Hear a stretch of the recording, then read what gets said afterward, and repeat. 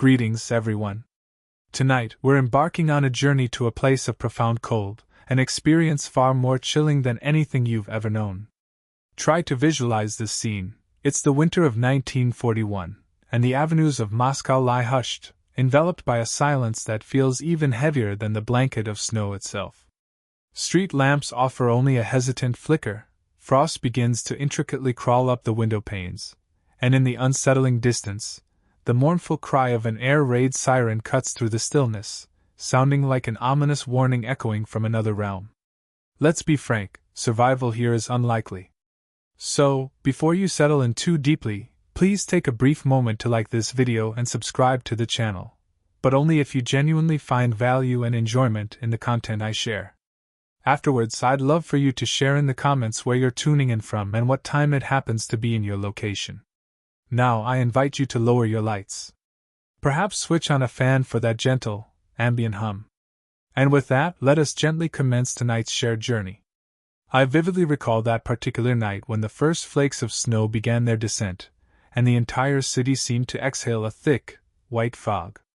Everything appeared to be locked in a frozen tableau, as if time itself had been unexpectedly suspended mid-breath. Beyond the city's rooftops, somewhere out of sight, the relentless front lines were systematically consuming entire armies.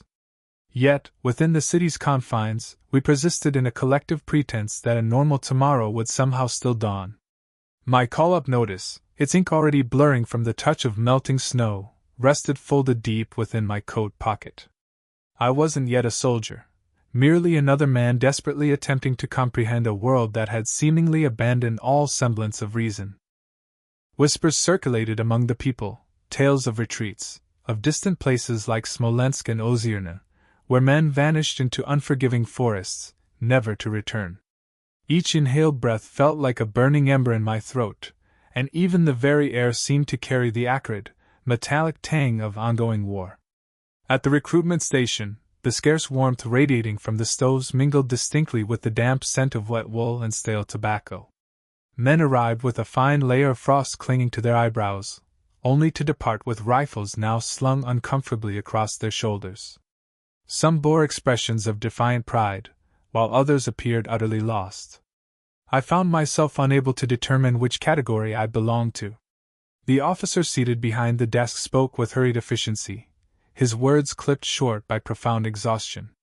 "Ski Battalion," he announced. "Fast units, light weapons, deep snow." The very idea sounded preposterous, yet that entire winter absurdity had become the reigning norm. We were issued white uniforms, stiff and remarkably heavy, meticulously crafted from multiple layers of canvas that carried a faint, almost imperceptible scent of tar. As I ran my fingers over the coarse fabric, it became starkly clear that these garments were designed not for display, but for the brutal realities of survival. Our mission was to traverse the snow like phantoms, manifesting only when we chose to.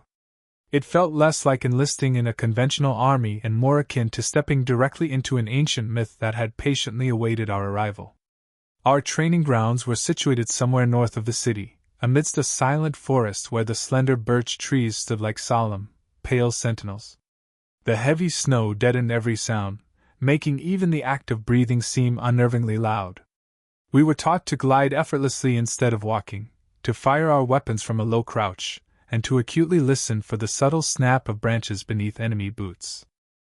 Our instructors constantly reiterated that silence itself was a potent weapon, and that the snow offered us a camouflage superior to any man-made trench.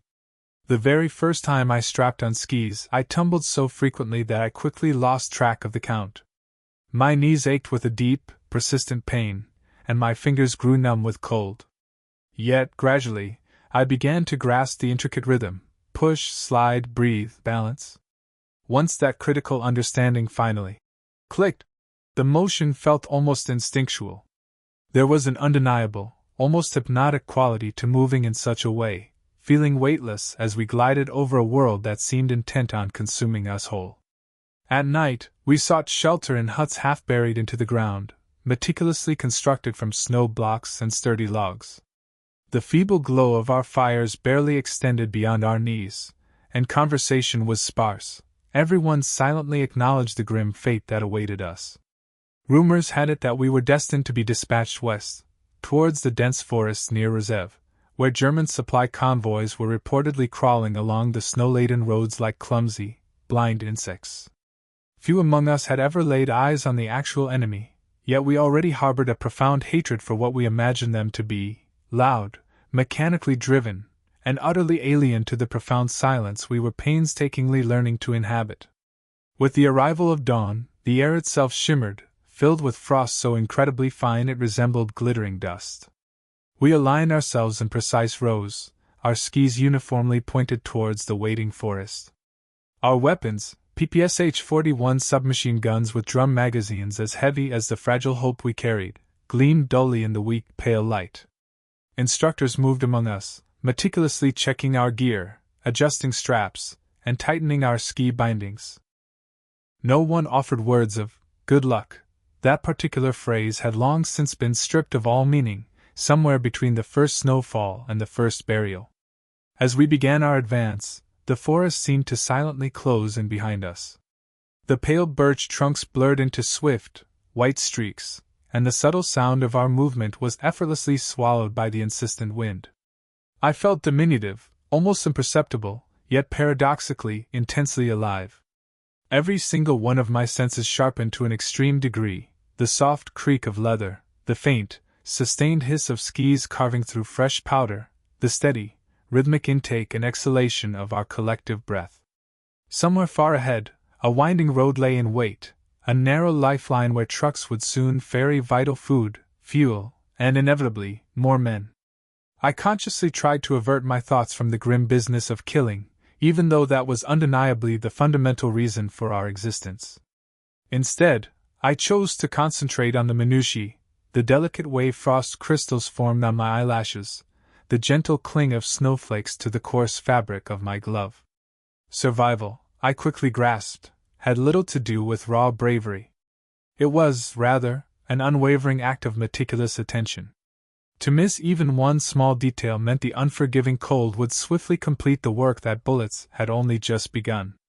Historians continue to debate whether our formation was an act of tactical genius or sheer, desperate improvisation. Some contend it was improvisation in its purest form, a nation cleverly weaponizing its own unforgiving climate. Others adamantly insist it was nothing short of a miracle of human adaptation, definitive proof that warfare itself could evolve and persist even beneath a thick sheath of ice. For us, the truth of either version was irrelevant. It was starkly simple: the snow was our home, our impenetrable shield, and our singular, decisive advantage. That evening, as the sun gradually dipped below the distant tree-line, the horizon diffused into a faint, melancholy pink, like a fresh wound slowly beginning to mend. We established our camp nestled amongst the birches, our skis neatly stacked into a precise triangle beside the crackling fire. I gazed intently into the flickering flames, desperately attempting to conjure the sensation of warmth permeating deep into my bones, but it remained an elusive illusion. Someone began to hum a quiet, indistinct tune. It dissolved into the whispering wind before I could fully recognize it. When sleep eventually claimed me, it arrived only in fractured segments, brief, shivering bursts between waking moments. I dreamt of the city, of chimneys emitting plumes of smoke, of children gleefully tossing snowballs in the streets. Then the dream took a disquieting turn, shifting to reveal an unending road winding through the deep forest, illuminated by a procession of headlights, each one slowly dimming and disappearing into the encroaching darkness. Somewhere in that vast expanse, a convoy was already in motion, and soon, we would inevitably follow its tracks. I couldn't have known it then, but that was destined to be the final night I would ever experience a true sense of safety beneath the vast, open sky. By morning, the relentless snow would have silently entombed our camp, and we would embark on our glide into the annals of history, mere shadows cast against an ocean of white, ghosts learning the art of killing without leaving a single trace. They arrived without any fanfare, stepping from the train like spectral figures sculpted directly from the very frost itself. Their coats were encrusted with ice, their eyes as eerily pale as fresh morning snow, and their movements were both quiet and painstakingly deliberate. These were the legendary men from the white north, hardened trappers, sturdy lumbermen, resilient reindeer herders, individuals who had dedicated half their lives to the profound silence and relentless snow. For them, the cold was never an adversary, it was simply home. We gathered around the communal fire on the night they first arrived, doing our best to feign indifference, pretending not to overtly stare. Steam rose visibly from their boots as the accumulated snow began to melt, and their rifles appeared ancient, looking far older than any of us. One of them slowly removed his gloves, revealing hands that were deeply cracked and scarred, fingers visibly contorted and shaped by years of working with rope and enduring severe frostbite. They spoke little Russian, most communicating in a dialect that mimicked the mournful sound of the wind. Yet, words proved unnecessary to understand them. You could instinctively perceive the profound steadiness in their every movement, as if nothing left in this world possessed the power to surprise them anymore. When our intensive training truly commenced, we foolishly believed we had already mastered the art of enduring the cold. We were profoundly mistaken. These seasoned men from the north revealed to us the subtle language of the forest, demonstrated how to regulate our breathing to prevent fogging the frigid air, and instructed us on the critical method of keeping our rifles warm and functional beneath our arms even as we slept. They possessed an innate ability to discern direction simply by observing the intricate patterns of snowdrifts, and to accurately judge distances by the unique way sound traveled through the frozen, skeletal trees. One of them once uttered, with quiet conviction, "The snow always tells the truth," and I believed him implicitly. We swiftly learned to construct ingenious shelters that would entirely vanish by morning, snow caves expertly lined with pine branches, meticulously hidden beneath the low, diffused light filtering through the birches. Inside these makeshift sanctuaries, the air was perceptibly warmer, though still thick with the earthy scent of sap and the sharp tang of sweat. Sometimes, frost would delicately creep across the inner walls, forming intricate patterns like fragile lace, glittering faintly in the dim glow of a candle stub. You could recline there for hours, suspended in a semi-conscious state, listening to the wind's soft hum against the snow-laden roof, and almost, just almost, forget the raging war that existed beyond. Meals, too, became an arduous exercise in sheer endurance. We gnawed through frozen bread so incredibly hard it fractured with the sharp crack of stone. Water was sourced from melted snow, meticulously boiled in dented tin mugs that imparted a distinct metallic aftertaste to the tongue.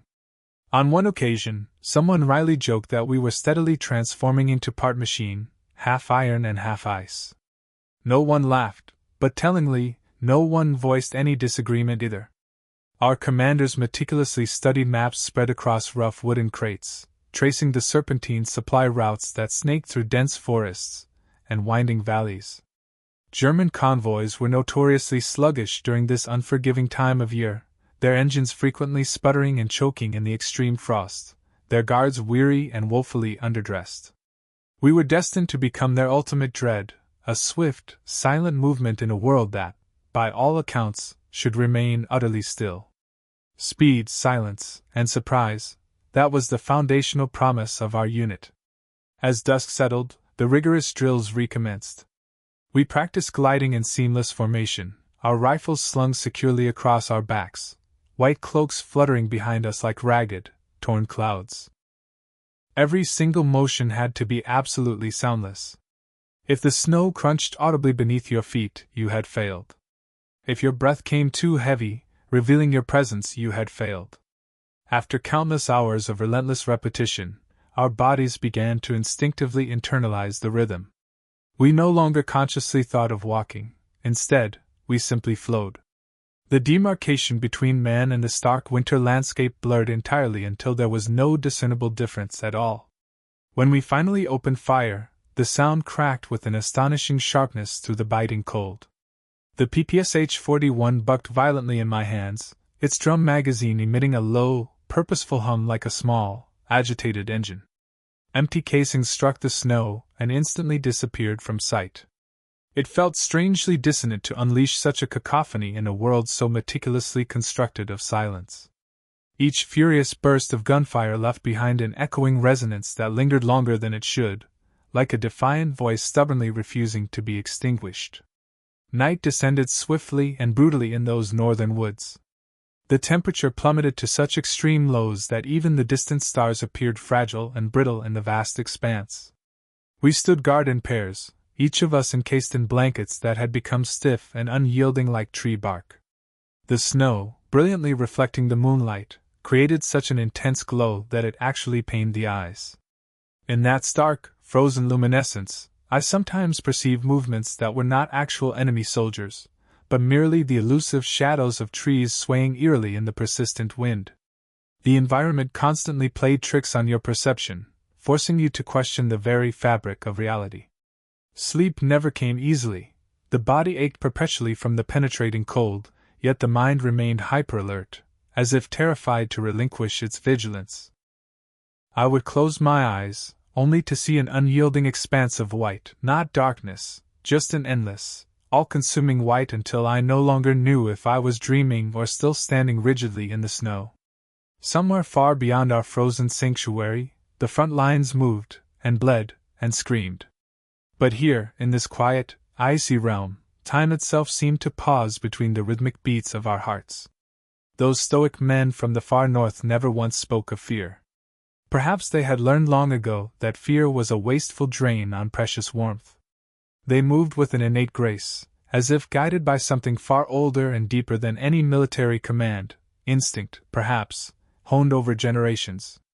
When one of them subtly adjusted my stance or corrected my rifle grip, it felt less like a mere instruction and more like an ancient inheritance, a critical survival wisdom being passed down that no textbook could ever adequately teach. I vividly recall one particular morning when the sun finally made its appearance, weak and attenuated, struggling to penetrate the thick mist. Its pale light struck the pristine snow, scattering into myriad shards of dazzling glass. We stood there, squinting into that sudden brilliance, and for one fleeting second, the world seemed almost peaceful, as if it had been miraculously cleansed of all traces of war. Then the wind inevitably rose, whipping snow back into our faces, and the fragile illusion was instantly shattered. The unyielding north always served as a stark reminder of who truly held dominion. That very day, our official orders finally arrived. We were to move west, small, self-contained units, carrying no heavy weapons, no radios, just skis, rifles, grenades, and our distinctive white uniforms. The stated task sounded deceptively simple: intercept German supply convoys, then vanish without a trace before dawn. Yet beneath the composed surface of those instructions lay a far weightier truth, the grim understanding that very few who ventured deep into that particular forest ever made it back. As we meticulously packed our limited gear, one of the Siberians pulled his hood tighter around his face and softly uttered, "The snow will keep us." It was neither a prayer for protection nor a dire warning, but rather a simple, unvarnished truth spoken directly into the biting cold. I offered no verbal response. I simply nodded, feeling the raw frost sting the very inside of my throat. He was undeniably right. Out there, in that boundless white expanse, the snow would keep us, one way or another. The formidable forest had become far more than just a training ground. It was our arduous classroom, our Spartan barracks, and the ultimate test of our collective endurance. Birch trees ascended in seemingly endless, perfectly aligned rows, their pale, ghostly trunks capturing the meager light that managed to pierce through the heavy, gray expanse of the sky. The omnipresent snow muffled every single sound, the crunch of boots, the creak of distant branches, even the subtle murmur of one's own thoughts. It was a strange and profound realization, how silence itself could possess a greater, more oppressive weight than any amount of noise. Sometimes, I could distinctly hear the rhythmic echo of my own pulse resonating beneath the confines of my hood. Each day commenced long before dawn, when the sky remained a desolate, colorless void. We diligently practiced moving in synchronized pairs, one soldier providing cover while the other carefully advanced, our skis whispering with a soft, almost ethereal hiss through the fresh powder. The paramount skill wasn't raw speed, it was an exquisite sense of rhythm. Move too rapidly, and you risked losing all control; too slowly, and you would inevitably sink. We learned to interpret the snow's nuanced mood through the very soles of our boots, sensing whether it would bear our weight, or treacherously betray us with a sudden, telltale crack. Our instructors were unequivocal. Nothing came easily in this war, and they were profoundly correct. Even the simple act of breathing demanded rigorous discipline. You had to exhale through a piece of cloth, or your breath would instantly freeze onto your scarf, stiffening it like a shard of glass. Rifles required constant, meticulous cleaning, oil would transform into a sticky wax, and bolts would lock immovably tight. The PPSH-41 was renowned for its reliability, yet in that extreme cold, metal itself could turn against you far more swiftly than any enemy. We spent countless hours training to fire our weapons without conscious thought. Targets, crude shapes cut from bark and painted gray, would suddenly appear among the trees. The gun would buck powerfully, its report echoing once, then swiftly swallowed by the pervasive snow. Spent shell casings vanished instantly upon impact. You could almost convince yourself that no shot had been fired at all, that the sudden noise had merely been a fleeting dream. Our aim wasn't precision accuracy, it was pure, unadulterated instinct. In that paralyzing cold, complex thought was an unaffordable luxury. One particular evening, we trained under the brilliant moonlight. The entire forest emanated a faint, ethereal blue glow, and our white uniforms blended so seamlessly into the landscape that I genuinely couldn't distinguish where my hands ended and the snow began. When the command finally came, we fired in perfect unison. A stunning burst of orange light from 50 barrels momentarily illuminated the clearing, and for a fleeting heartbeat, it appeared as luminous as a premature sunrise. Then, darkness reclaimed everything once more, leaving only the soft hiss of snow settling back into its disturbed place. We were meticulously taught to move without leaving any discernible tracks. After each rigorous drill, we would diligently brush over our trails with pine branches, meticulously erasing our presence like elusive thieves disappearing into the night. It felt deeply unnatural at first, this waging of war without any glory, devoid of the stirring sound of drums or the proud unfurling of flags. But the profound silence slowly became addictive. Every single time we obliterated a footprint, it felt like we were simultaneously erasing death's chilling invitation. Nights were, without question, the most arduous. We constructed fires that produced no telltale smoke, ate our meager rations in quiet solemnity, and slept with our rifles clutched firmly in our arms. The forest, however, never truly slept. It groaned, it cracked, it whispered with an unsettling life of its own. Sometimes the wind would shift, carrying with it strange, indistinct sounds, perhaps voices, or echoes from some distant, unknown camp. I quickly learned not to inquire. Whatever you didn't visually perceive couldn't hurt you, at least not yet. During one particularly intense exercise, we simulated a precise ambush. Our target was a sled heavily loaded with barrels, being dragged by a tractor through the mock battlefield. We waited in absolute, motionless stillness until the prearranged signal finally came. Then, all at once, the quiet woods erupted in a furious volley. Bullets violently chewed through the snow, and the sled was violently flipped onto its side. When the smoke and confusion cleared, we skied forward with practiced efficiency, retrieved the mock supplies, and then melted away again, leaving no trace. The entire operation lasted less than 2 minutes. Our commander, observing the swift action, simply termed it a good rehearsal. To me, it felt like a single heartbeat that had been impossibly stretched across an eternity. The older, more experienced soldiers imparted to us countless invaluable tricks that the official manuals never deigned to mention. They advised us to rub snow vigorously on our faces before a mission, thereby preventing sweat from forming and then freezing later. To combat thirst when melted water was too risky to obtain, we were told to keep a small pebble in our mouths.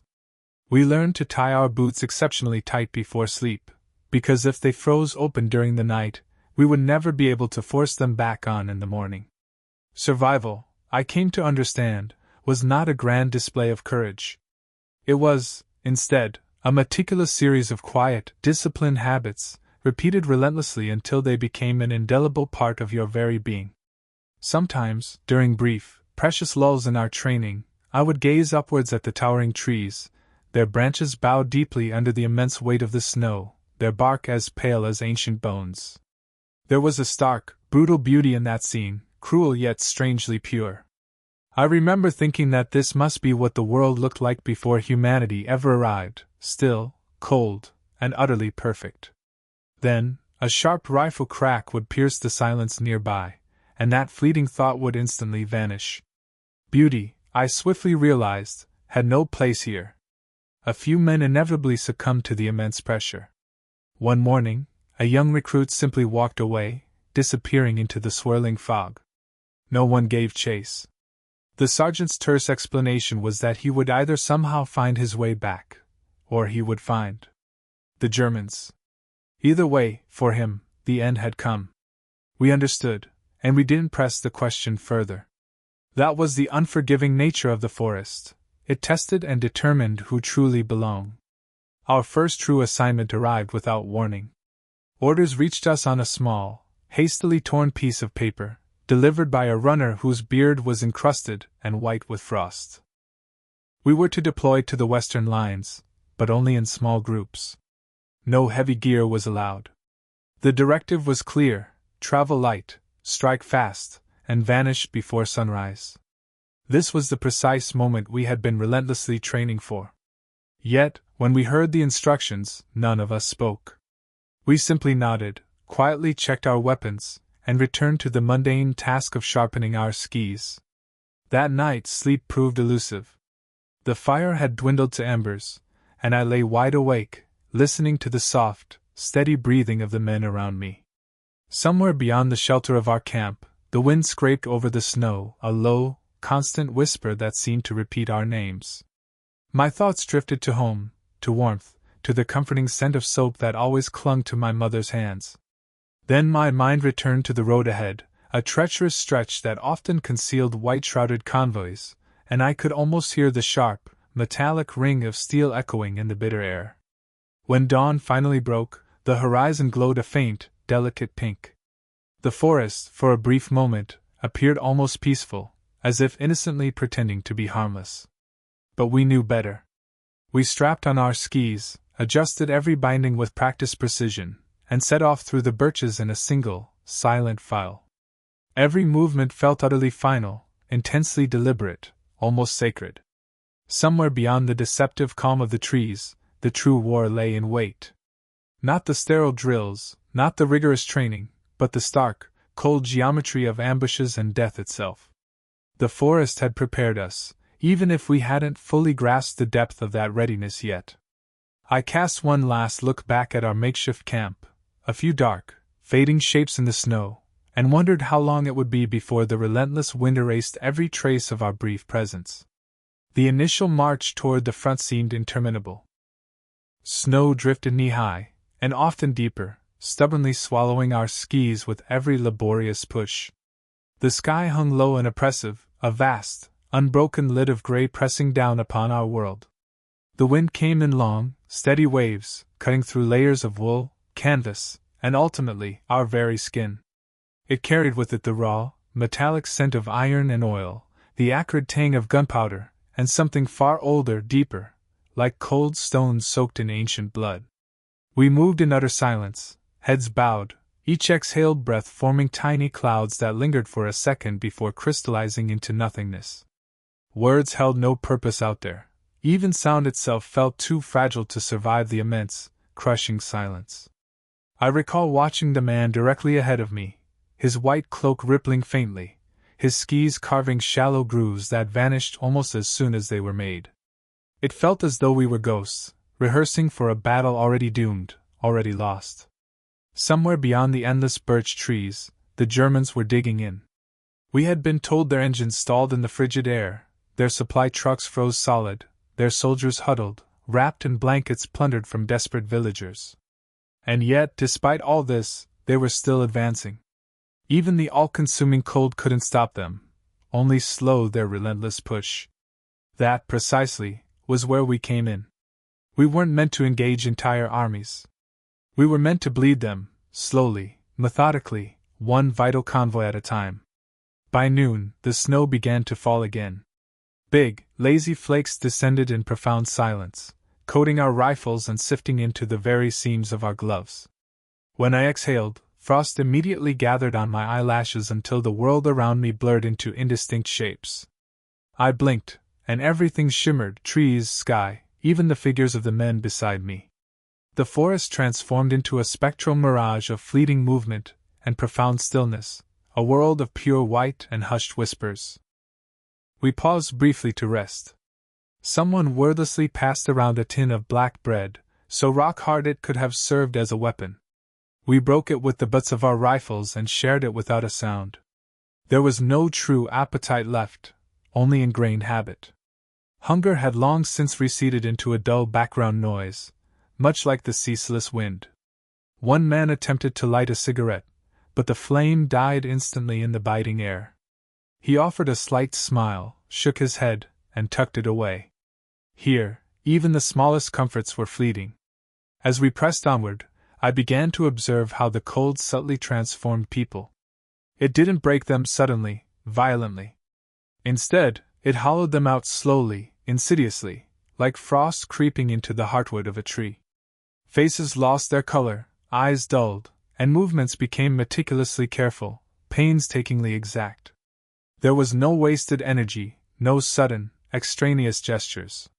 You either moved with calculated precision or you froze. It was that starkly simple. That night, we reached the treacherous edge of a frozen marsh. Our commander immediately ordered absolute silence, then gestured for us to spread out, disappearing into the sparse cover. We dared not build a fire, nor even construct a proper shelter, only a shallow trench, scooped from the snow and sparsely lined with a few branches. Above us, the moon glowed faintly behind a veil of clouds, casting the entire world in shades of silver and gray. I could discern the faint, distant rumble of engines. Was it a convoy? Or perhaps distant thunder? Or perhaps, terrifyingly, both? I began to clean my weapon slowly, feeling the metal bite at my exposed fingers. Every time the bolt slid open, it emitted a faint, bell-like ring. My breath, a visible halo, drifted upward before dissolving into the cold air. Someone nearby murmured a quiet prayer. I did not. Prayer felt utterly useless against a force so vast, so mercilessly indifferent. The cold didn't listen, and neither did war. When dawn finally returned, it brought no color, no warmth. The horizon seamlessly blended into the snow, making it impossible to tell where the earth ended and the sky began. We resumed our march, gliding silently along the tree-line. My arms ached, my legs burned with exertion, yet there was a strange, hypnotic rhythm to it all: push, slide, breathe. The monotonous motion lulled the mind into a quiet, almost meditative state. Each heartbeat became a solitary drumbeat in the vast, frozen air. We crossed the wreckage of an old battlefield. Half-buried helmets, twisted metal, bones bleached stark white by the elements. The snow softened the harsh edges of everything, transforming death into a strange, abstract sculpture. I paused for a moment, my gaze fixed on a rifle jutting defiantly from the ice. It looked almost beautiful, a solemn monument to profound futility. Then the order came to move on, and beauty, once again, had no place. Later, we stopped near a small stand of fir trees. The commander carefully unfolded a map, his hands trembling slightly from the bone-deep cold. The ink had blurred and run in places where melted snow had touched the fragile paper. He pointed to a narrow road, speaking little, just enough for us to understand it would be our first real target, a vital convoy route. We would wait there, concealed among the trees, until nightfall.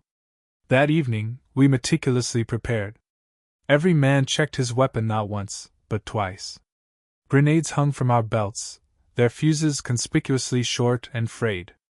Our white cloaks were painstakingly brushed clean of any soot or dirt. Some men tied strips of cloth around their rifles, a silent precaution to dampen any sound. No orders were shouted. No speeches were given. Only the quiet, knowing nods of men who already understood far too much. As the sun dipped below the horizon, I caught my own reflection in the frozen surface of a puddle. A face pale and gaunt, cracked by the cold, eyes sharpened by raw exhaustion. I barely recognized it. The cold didn't merely change us, it stripped away whatever vestiges of softness remained. Beneath, There was only stark endurance.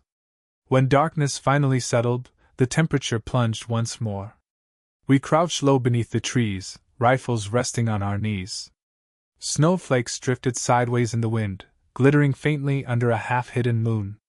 Somewhere out there, engines began to hum, faint at first, then hesitant, then steadily growing louder. My hands tightened instinctively around the grip of my weapon.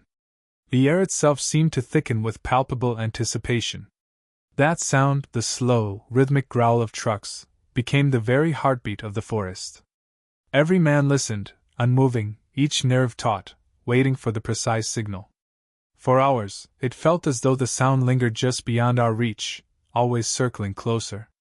I could almost taste the metal in the air, that sharp tang of exhaust and oil mingling with the biting frost.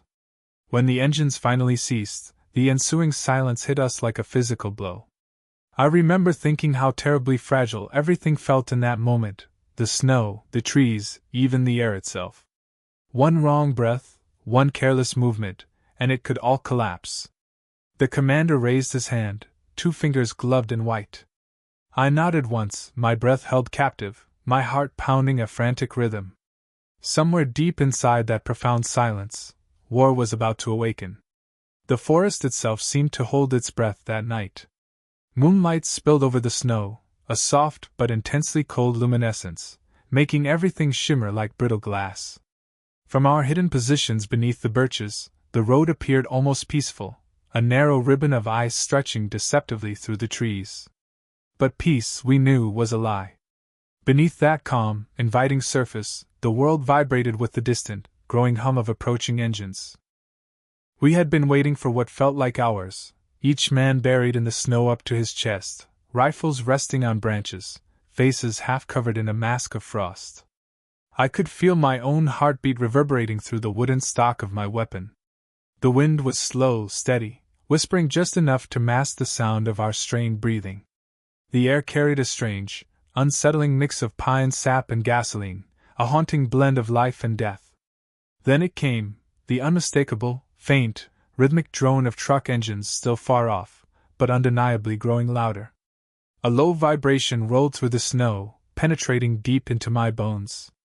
I glanced down the line of men and saw every head tilt almost imperceptibly, every gloved hand tense. The commander slowly raised his fist, and all movement froze. Even the ancient forest seemed to understand the terrible import of what was coming. The first lights appeared as faint yellow dots, weaving erratically between the trees. They flickered, then vanished, swallowed momentarily by the swirling mist. Then more followed. A convoy, 6, perhaps 7 trucks, moving cautiously in single file. Their engines coughed and groaned, struggling audibly against the pervasive frost. A motorcycle, complete with a sidecar, led the way, its headlamps slicing through the dense fog like a keen blade.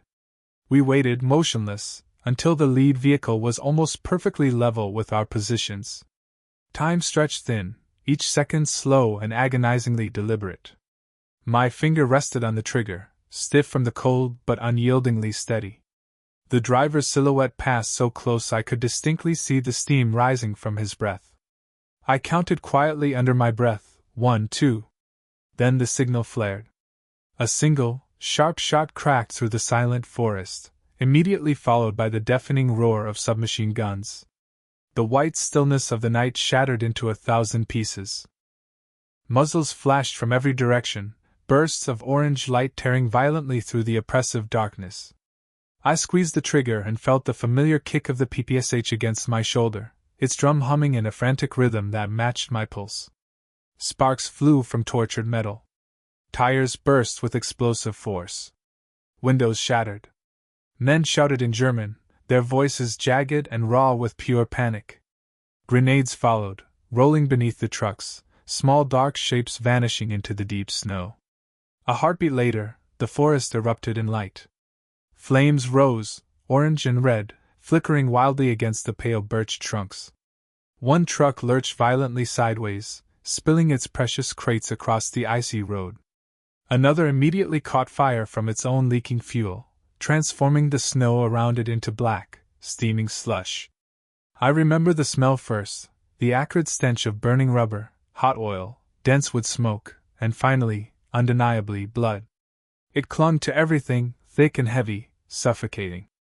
I could hear someone screaming, far away yet close enough to feel the chilling echo in my chest. Then came silence, sudden, absolute, as if the entire world had exhaled its last breath at once. We moved with lightning speed. No orders were shouted, no hesitation allowed. Each man knew precisely what to do. We stripped the burning trucks of ammunition, medical supplies, food, anything that might prove useful. Every motion had to be ruthlessly efficient. Every second wasted risked exposure. I grabbed a heavy case of rifle rounds and a sack of bread so hard it almost cracked my frozen fingers. The cold, we knew, cared nothing for which side you fought on. A flare shot high into the distance, its red light pulsing ominously against the trees. Reinforcements.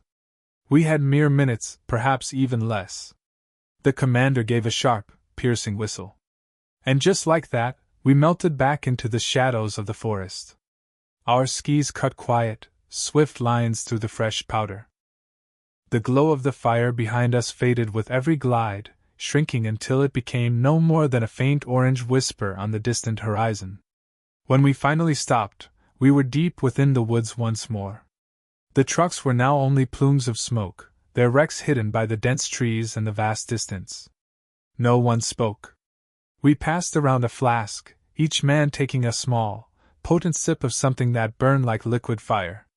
For the first time in days, I felt a genuine warmth spread through my chest. Not comfort, not pride, but simply the undeniable proof that I was still alive. Someone began to laugh softly, the kind of choked, relieved laugh that comes only when fear finally begins to loosen its suffocating grip. Another joined in, and soon the sound spread, low and tired, but profoundly real. It wasn't joy we felt, it was survival, thinly disguised as laughter. I stared at the snow around me, now flecked with dark ash, carried by the whim of the wind. Each delicate flake looked as if it had absorbed a piece of that burning road. Later, as we made camp in a hidden hollow surrounded by towering pines, I watched the sky gradually shift from impenetrable black to a dull, weary gray. Dawn was approaching, and with its arrival, the cold would inevitably deepen again. I wondered if the men in those trucks had been granted a final glimpse of the moon before they died, or if the unforgiving fire had stolen even that. War, I mused, turned everything into unanswered questions.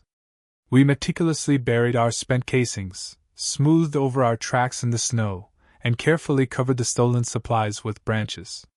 By the time the first pale light touched the snow, there was no sign of what had transpired. Only an empty road and a lingering smell the wind couldn't quite carry away.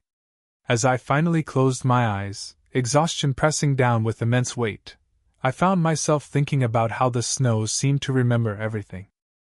Even when people desperately tried to forget, every mark, every drop, every sound, it absorbed them all, then covered them gently, patiently. Perhaps that was why the forest always appeared so deceptively calm. It wasn't true peace we saw out there. It was memory, frozen and patiently waiting. That was our first ambush, the first of many to come. But it taught us everything we needed to know. Speed was mercy, silence was power, and the snow would never betray those who moved as an integral part of it. After that initial ambush, something fundamental within us changed. Before, we had been mere soldiers, painstakingly learning a specific method. Afterward, we became an inseparable part of the very landscape. We stopped conceiving of ourselves as a distinct unit and began to think of ourselves as a force of nature, like the weather itself. Something that arrived without warning, executed its task, and vanished without a trace. In that frozen, indifferent world, being human felt almost like a debilitating liability. Snow didn't hesitate. Wind didn't doubt. We strove to embody that same merciless efficiency. Our uniforms aided this transformation, layers of white over white, hoods drawn tight, scarves pulled up to obscure our eyes. Up close, one could still discern faces, frost gathered on brows, skin cracked at the corners of mouths. But from a distance, from the road, from the confined interior of a truck cab in the dark, we were not faces at all, merely indistinct shapes among the trees, pale arcs of fleeting motion. Some of the men even joked that if someone stared directly at us, they would simply convince themselves they had seen a snowdrift, not armed soldiers. It wasn't far from the chilling truth. We learned to lie utterly flat in the snow for an hour or more without moving, arms tucked beneath our bodies, rifles cradled close to keep the oiled parts warm, legs crossed to slow the involuntary tremble. Snow was piled over our backs, packed by gloved hands and forearms until our bodies became indistinguishable from buried hills. Our breathing became shallow, imperceptible, ensuring no telltale vapor would rise to betray our position. It felt eerily like being interred while still desperately alive. Every heartbeat sounded deafeningly loud. Every itch felt like an imminent threat. You couldn't scratch. You couldn't shiver. You could only wait and listen for the rumble of engines. This prolonged waiting did strange, unsettling things to the mind. Lying there in the oppressive dark, my face pressed into the fine powder, I sometimes felt as if I was slowly dissolving into the very ground beneath me. My edges softened, my thoughts drifted, and I'd begin to lose the sense of where my own body ended. That sensation scared me more than bullets. Bullets were honest, direct. Snow was patient. It could take pieces of you, slowly, without leaving any visible marks. Sometimes enemy patrols passed terrifyingly close. Close enough to hear their boots grind against the ice. Close enough to smell cheap tobacco and wool soaked with stale sweat. Their lantern beams slid over us like slow, probing knives, bright stripes moving across the surface of the snow. I vividly remember one moment when a beam lingered directly on my shoulder. I could see the light, a faint glow, through the thin layer of crust above my sleeve. I could hear the men talking in low, muted voices, complaining bitterly about cold rations and frozen oil. One of them laughed, a harsh, brief sound, then they moved on. I didn't dare exhale until the sound of their footsteps faded into the vast, frozen distance. Our true weapon in those moments wasn't brute firepower. It was sheer presence. We existed where we simply should not exist. The forest should have been empty, safe.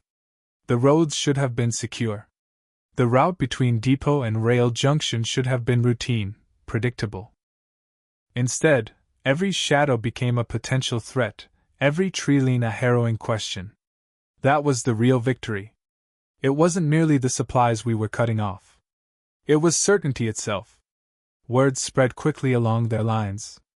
We heard fragments through captured papers and the chilling whispers of field rumors. White raiders, night skiers, phantoms. One note, taken from a captured courier, stated that the roads near Oz must only be traveled in strong groups, and never after dark unless absolutely necessary. Strong groups after dark, in that merciless weather, meant inevitable delay. Delay meant hunger. Hunger, in turn, meant fewer precious bullets reaching the front lines. You could almost measure our work in empty stomachs. Our gear was simple, ruthlessly practical. We carried submachine guns with drum magazines that felt as heavy as lead bricks and grenades with fuses so short you had to count down under your breath, teeth clenched. Long, sharp knives were for cutting cable in the pitch dark. We had spools of wire for establishing our own rudimentary signals, and strips of dull cloth to silence the telltale glint of metal. There was nothing elegant about our equipment, nothing heroic, just tools to be used and, when necessary, left behind. We always carried rope for dragging whatever we managed to salvage, ammunition crates, fuel cans, sometimes even blankets. Each blanket was worth its weight in gold. You learned quickly that warmth was a weapon, too. A man wrapped in wool could endure and keep fighting. A man shaking so hard his aim wandered was already halfway defeated by the cold. We stole warmth whenever we could, not out of cruelty, but out of simple arithmetic. Survival out there was a matter of mathematics, not poetry. One night, we watched a convoy grind to a halt without a single shot fired. The snowdrifts on the road were so formidable that the second truck found itself utterly mired. The first truck spun its wheels, its engine howling in protest, exhaust fumes spewing thick black clouds into the frigid air. Their headlights, feeble and disoriented, danced fitfully on the surrounding trees, jerking with every futile spin of the tires. Men scrambled out, cursing the snow and their luck, frantically clawing at the drifts with shovels and gloved hands. We remained hidden in the forest, less than 30 meters distant, utterly silent, utterly unseen. Our sole task was to observe them succumb to the cold and their mounting terror. Sometimes, the most potent weapon isn't an attack, it's simply the unnerving reality of your silent presence. It was then I began to comprehend the formidable power of silence, a power unlike any I had known before this war. Not the tranquil hush of nature, nor the comforting stillness of a quiet room. This was a different beast, a dense, pregnant silence, heavy with anticipation, sculpted by an unseen tension. A silence that whispered of impending doom, an unnameable dread, even if you couldn't quite articulate it. We not only existed within this silence, we painstakingly nurtured it, honed it, transformed it into a devastating weapon. Later, when people spoke of us as if we materialized from thin air, I always yearned to set them straight. We never simply appeared. We deliberately allowed the fear to fester, to gnaw at their sanity, until by the moment of our advance, their nerves were already shattered beyond repair. After each mission, we simply evaporated. There were no celebratory shots, no pilfered trophies, no exultant cheers. We slipped silently back into the deep anonymity of the forest, rifles held tight across our chests, our breath crystallizing into ice on our scarves. One never dared to cast a glance back at the inferno we left behind, no matter how gloriously its flickering orange light painted the birch trunks. To look back was to invite the embellishments of fiction. We were not characters in a grand tale. We were merely desperate souls striving to endure until the dawn. Sometimes, when the night was clear and the moon hung low and razor-sharp, the snow beneath our feet shimmered like diamond dust, and the forest seemed to stretch endlessly, sacred and still, a vast, frozen cathedral consecrated to oblivion. In that kind of ethereal light, you could almost imagine that what we were doing had meaning beyond mere survival. You could almost believe you were part of something larger than yourself. But the brutal truth of morning always arrived, and with it, an undeniable, honest morning.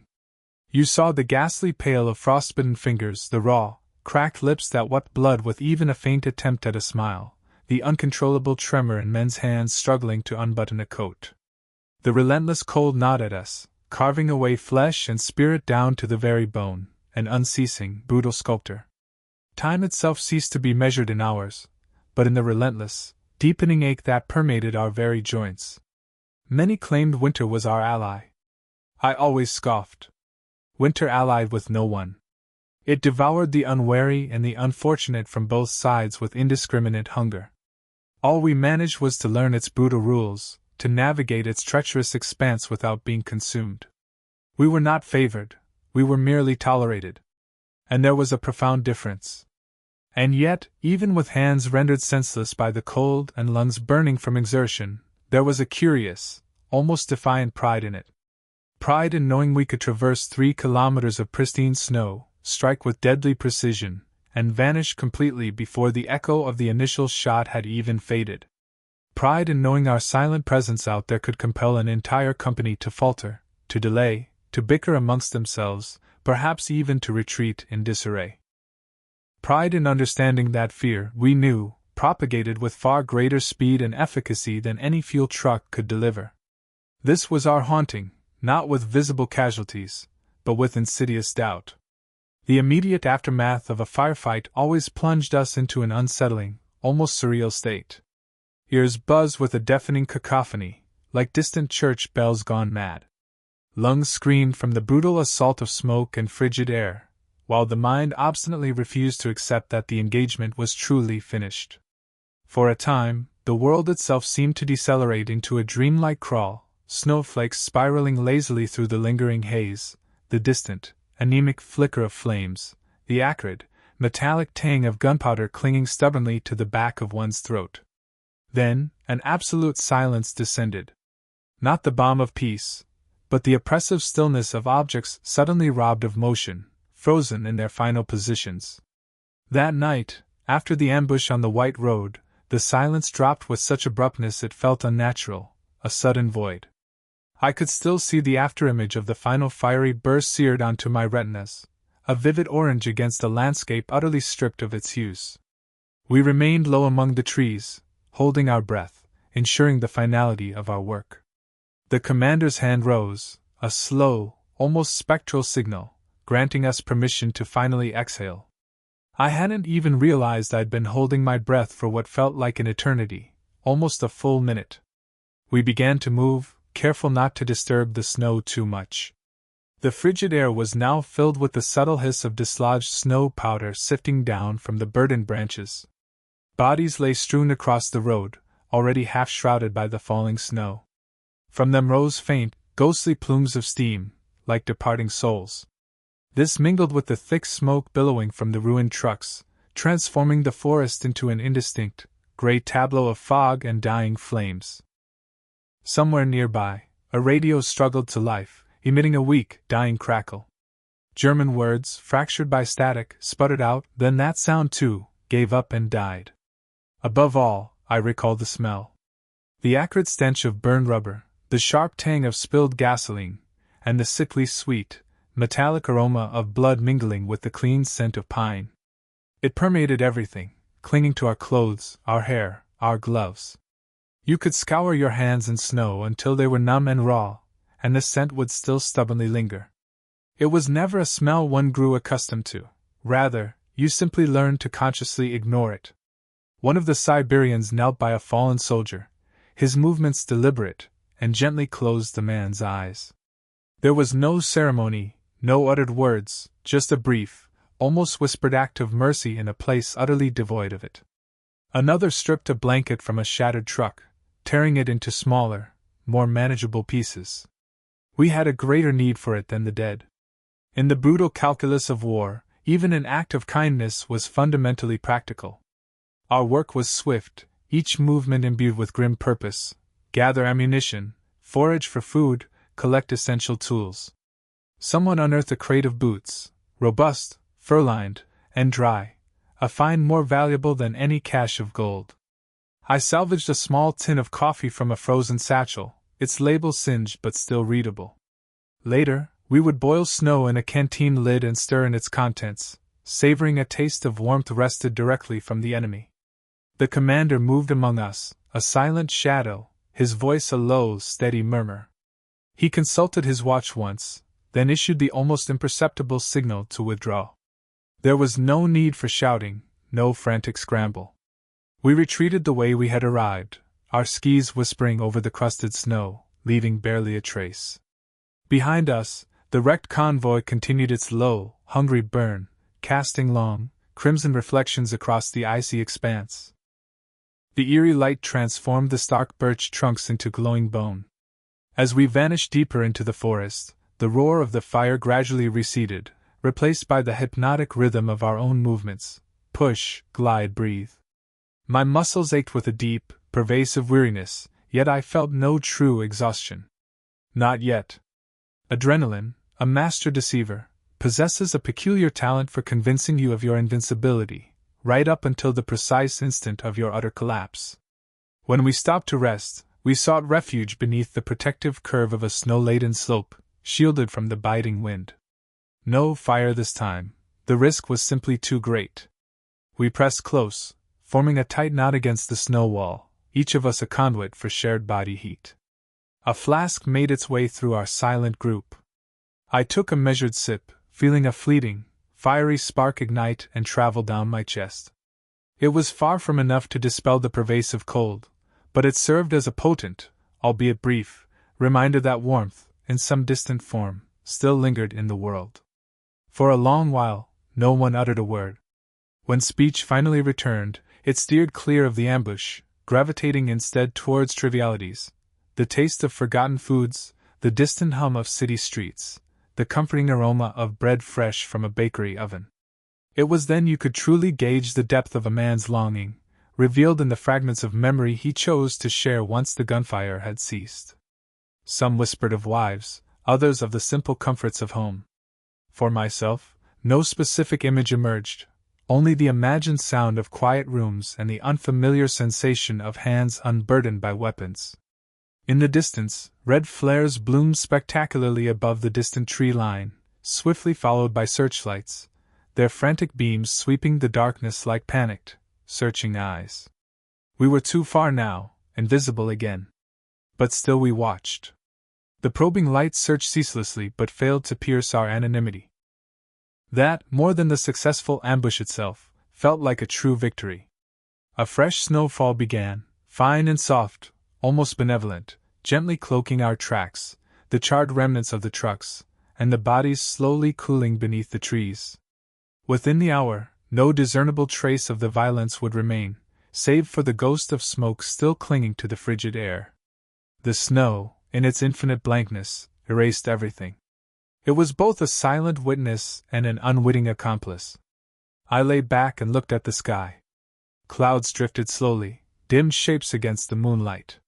Somewhere, far beyond those drifting clouds, existed a world untouched by this brutal conflict.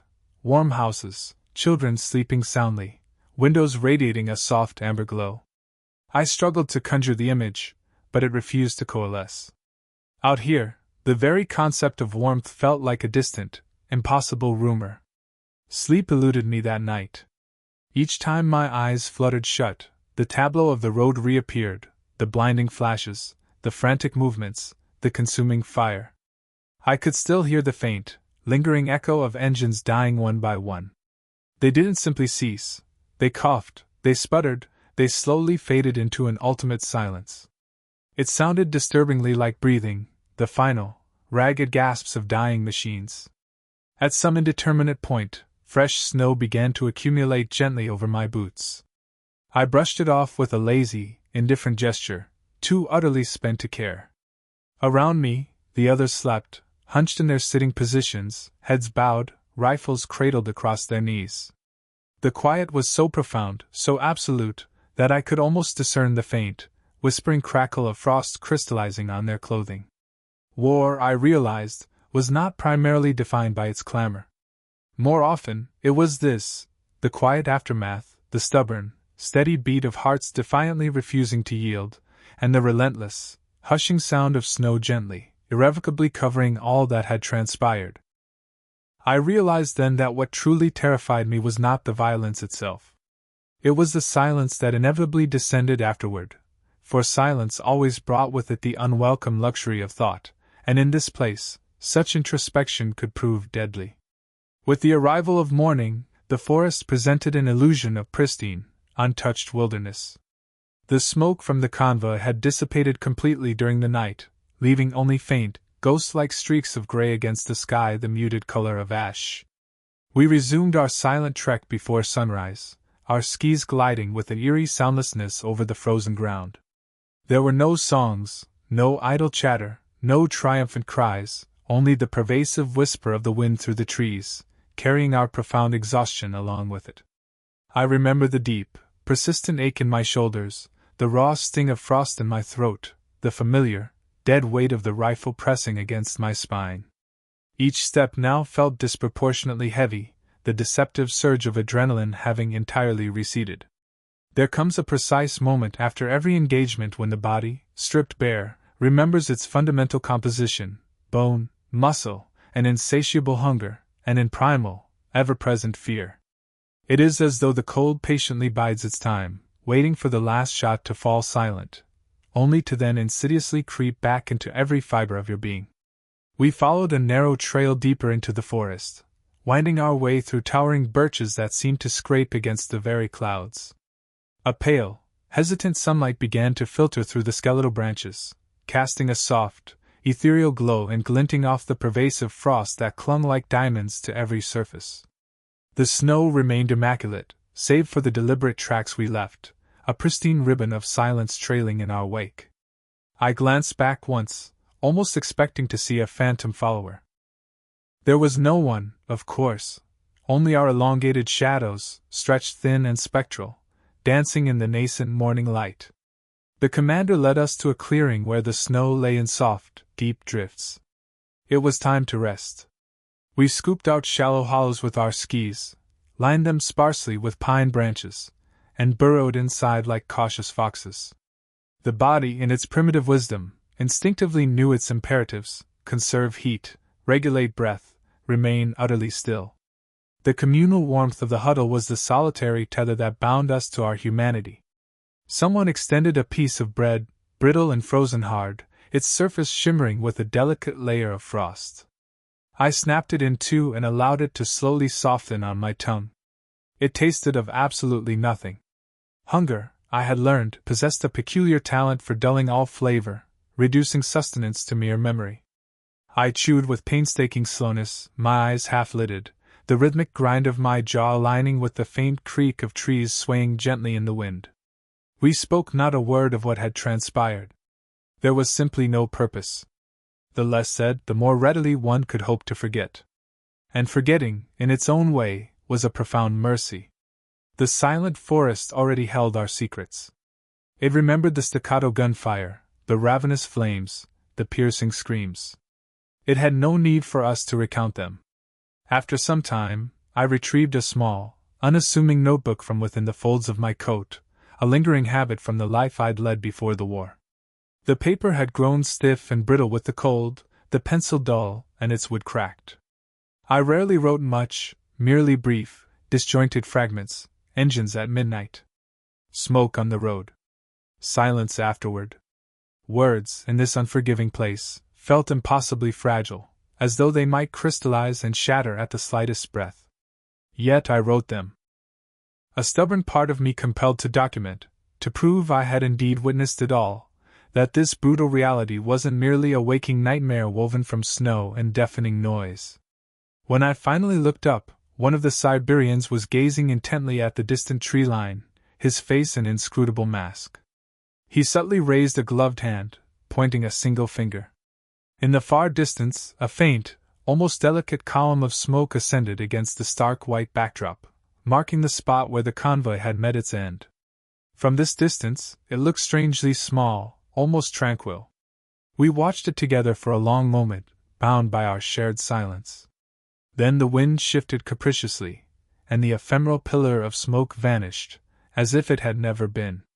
By midday, we were once again underway, pressing ever northward. The air grew sharper, a biting blade against our cheeks, but the forest itself grew denser, offering a peculiar shelter, like an ancient, indifferent guardian. With every passing kilometer, the temperature noticeably plunged.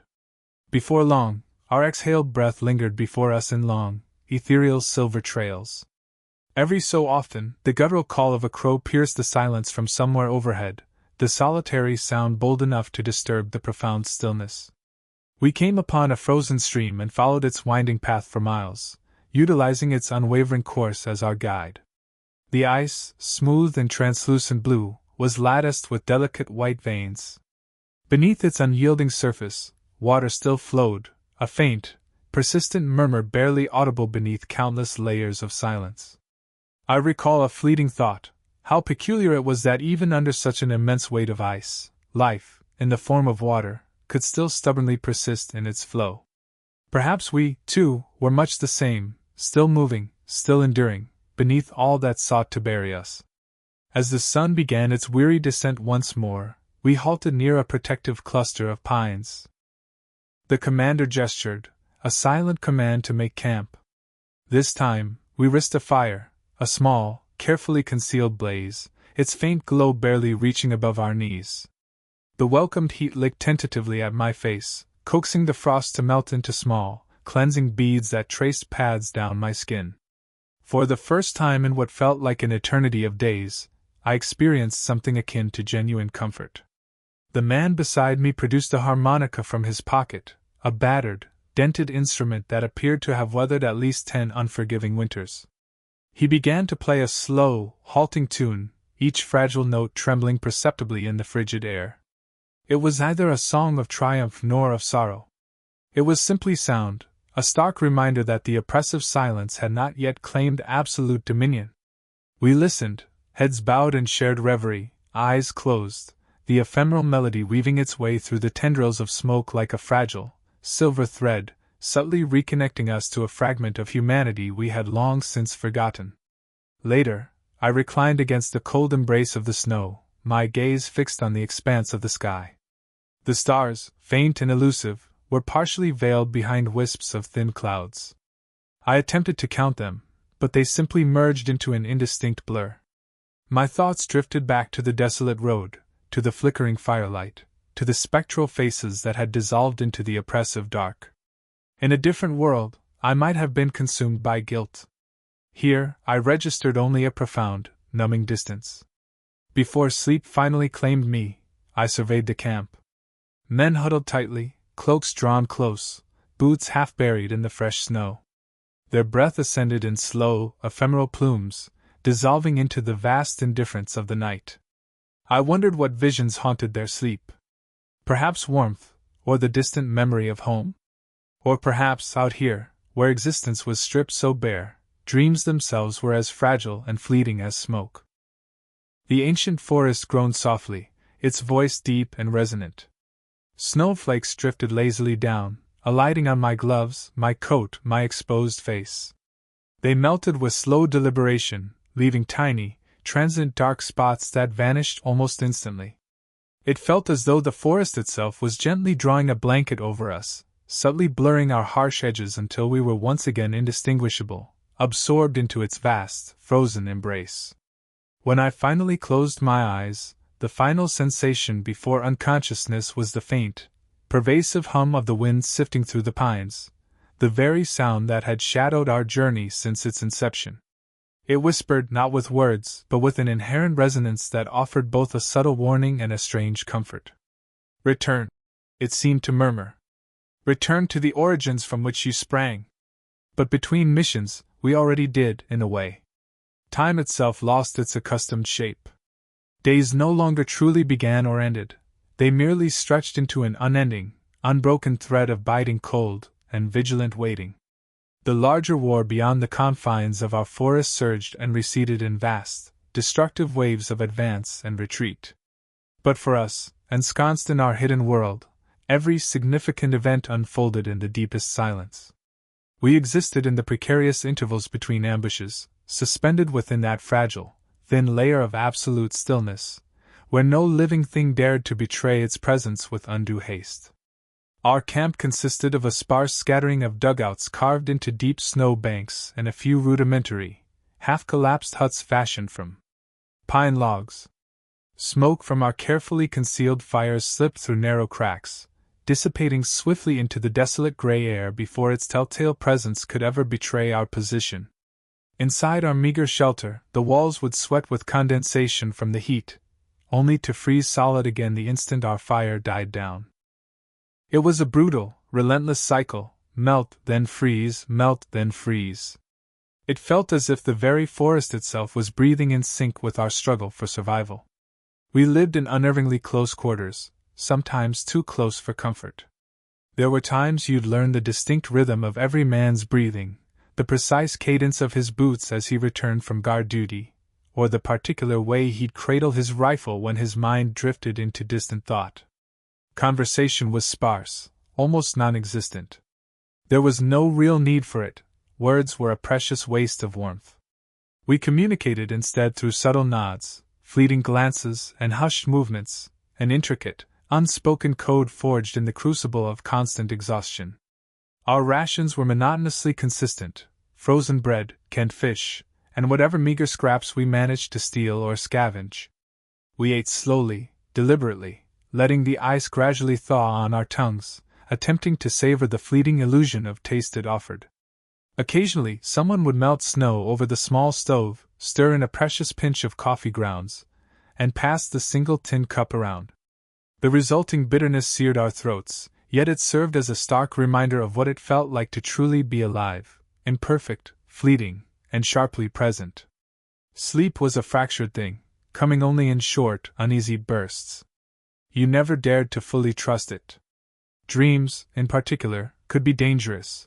They possessed a deceptive power, lulling the mind into a false sense of security. I'd often awaken to the mournful sound of wind lashing against the roof, or the faint, reassuring pop of wood expanding as it caught in the fire's heat. For a brief, disorienting few seconds, I might forget my brutal reality, but then the acrid smell of smoke and gun oil would invariably drag me back. We rotated sentry duty every few grueling hours, a constant vigil. Standing guard in the impenetrable darkness was a specific, insidious form of torture. The cold would gnaw into you, relentlessly, until you lost all sensation and couldn't discern where your own fingers ended. Sometimes, I'd count heartbeats, a silent tally to resist the pull of sleep, or whisper numbers under my breath, a desperate attempt to keep my mind from fracturing and unraveling. The forest was never truly silent. It lived and breathed around us, groaning and cracking, constantly shifting under the immense weight of its own frozen ice. Each sound felt unnervingly personal, as if the ancient woods themselves were speaking directly to you, testing the very limits of your resolve, waiting to see if you would flinch. There were precious moments, agonizingly rare and heartbreakingly brief, when we'd almost remember that we were still, in fact, human.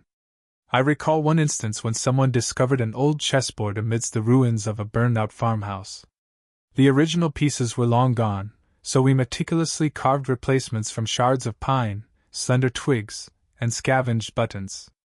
We'd play by the flickering, meager light of a candle, our breaths ghosting into fog in the frigid, dim air. No one ever truly finished a game. Inevitably, the wax would run out first. Another time, in a fleeting fit of desperate yearning, we constructed a crude, small sled and raced it down a snow-covered hill, purely to feel an emotion other than fear.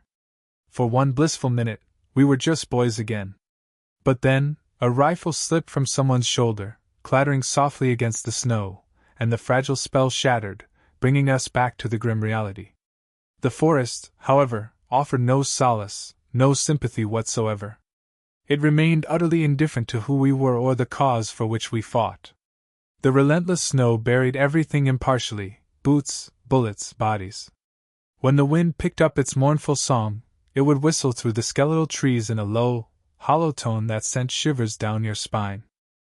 Some nights, the eerie sounds almost mimicked human voices. A few men swore they heard whispers calling their names from the impenetrable darkness. I never experienced it myself, but I understood perfectly why they believed it. Out there, in that vast, desolate wilderness, loneliness could take on any guise, any sound imaginable. Illness presented yet another formidable enemy. Frostbite was often the first insidious affliction, turning fingers ghostly white, then a morbid black at the edges.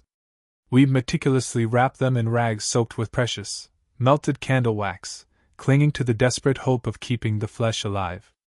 Then came the fevers, followed by incessant, rattling coughs that simply wouldn't abate.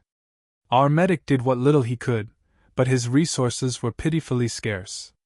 Most of our meager supply of medicine would freeze solid long before it could ever be administered. On one occasion, we lost a man to pneumonia. We interred him beneath the gnarled roots of a towering pine, covering the fresh mound with branches, hoping the snow would swiftly conceal it. The very next storm descended, erasing every last trace of his presence.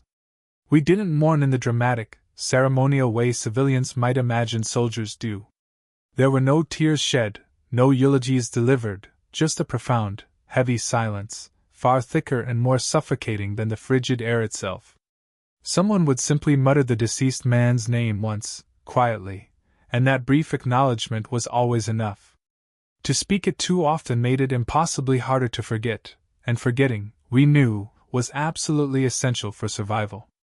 Out here, in the relentless wilderness, memory was a treacherous weight, perpetually threatening to drag you under the icy depths.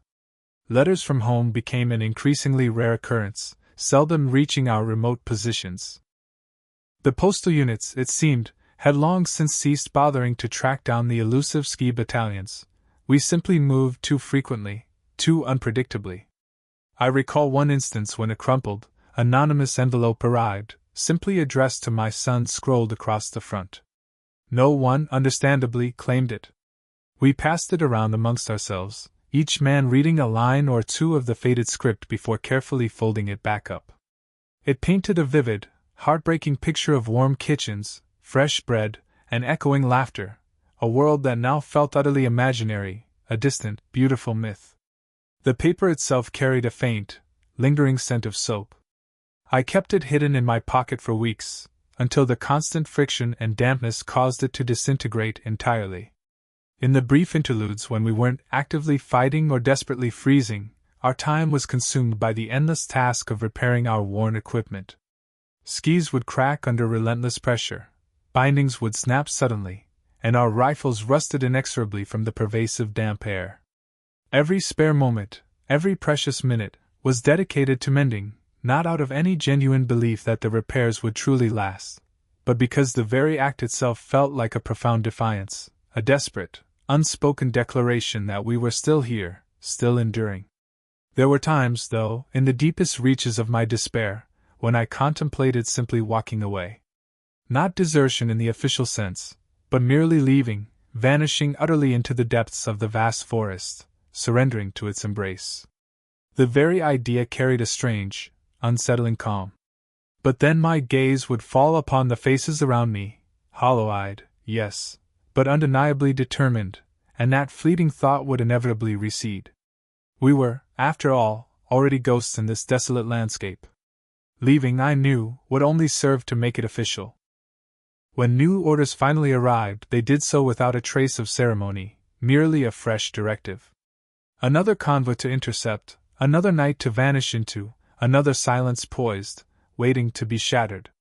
We swiftly packed the paltry few belongings we possessed, doused our precious fire, and stood for a silent moment in the fading, dim light, allowing the acrid smoke to sting our eyes. It was impossible to discern whether that burning sensation stemmed solely from the smoke, or from the chilling realization that, for some among us, this might well be the very last time we would ever feel warmth. As we silently glided out of the makeshift camp, the snow creaked a faint, melancholic protest beneath our skis. Behind us, the wind began to stir, rising steadily, and almost immediately began scattering our tracks, erasing every trace even before the last man had fully cleared the perimeter. Within mere minutes, the entire place appeared utterly empty, undisturbed, as though we had never set foot there. This was our cardinal rule, our unwavering doctrine: leave nothing behind, not even a whisper of memory. Out there, in the desolate expanse between harrowing ambushes, suspended between the razor-thin line of life and death, we existed not as men, but as a chilling rumor the forest itself seemed to embrace and guard. Word, even in the brutal silence of war and the muffling snow, travels with astonishing speed. It spreads on hushed whispers, on darting, frightened glances, on the subtle, altered gait of soldiers entering a forest that unmistakably remembers the horrors of the previous night. We didn't hear it first from our own commanding officers. Instead, we gleaned it from intercepted letters, from torn, grimy fragments of reports discovered in the charred remains of enemy trucks. The enemy, it turned out, had given us a name: Weiss Schatten, White Shadows. The very first time I heard it, a bitter, hollow laugh almost escaped my lips. The name felt far too poetic, too ethereal, for the brutal, unforgiving work we performed. Yet, beneath the veneer of poetry, an undeniable truth resided. We had indeed become something they profoundly feared, an entity they could sense but never quite define. They would patrol the snow-choked roads, catching only a fleeting flicker of movement, a spectral shape that dissolved into nothingness before their hands could even reach for their rifles. Then, an unsettling silence would descend. They claimed the forest was haunted. Perhaps it was. Perhaps we were the very spirits doing the haunting. It was a profoundly strange duality, to be both utterly invisible and yet intimately known. To the Germans, we were less a concrete unit and more an abstract idea, a pervasive rumor, a chilling, ill-defined shape in the swirling mist, and that perception, that fear, was our true source of power. Fear paralyzes men, slows their reactions, makes them doubt the evidence of their own eyes. The instant a soldier hesitates, a flicker of uncertainty, he is already half defeated. This crucial lesson we had learned from the unforgiving cold itself: hesitation kills. Over the subsequent weeks, we continued to unearth more fragments of their growing terror, crumpled diary pages, hastily scrawled warnings. Do not travel alone. They strike at night. They wear white and move without a sound. There were even desperate orders to double the guards at every treacherous turn of the road, though it proved largely futile. How do you possibly guard against something that might not even manifest when you look directly at it? That brutal winter transmuted the very roads into sprawling, icy graves.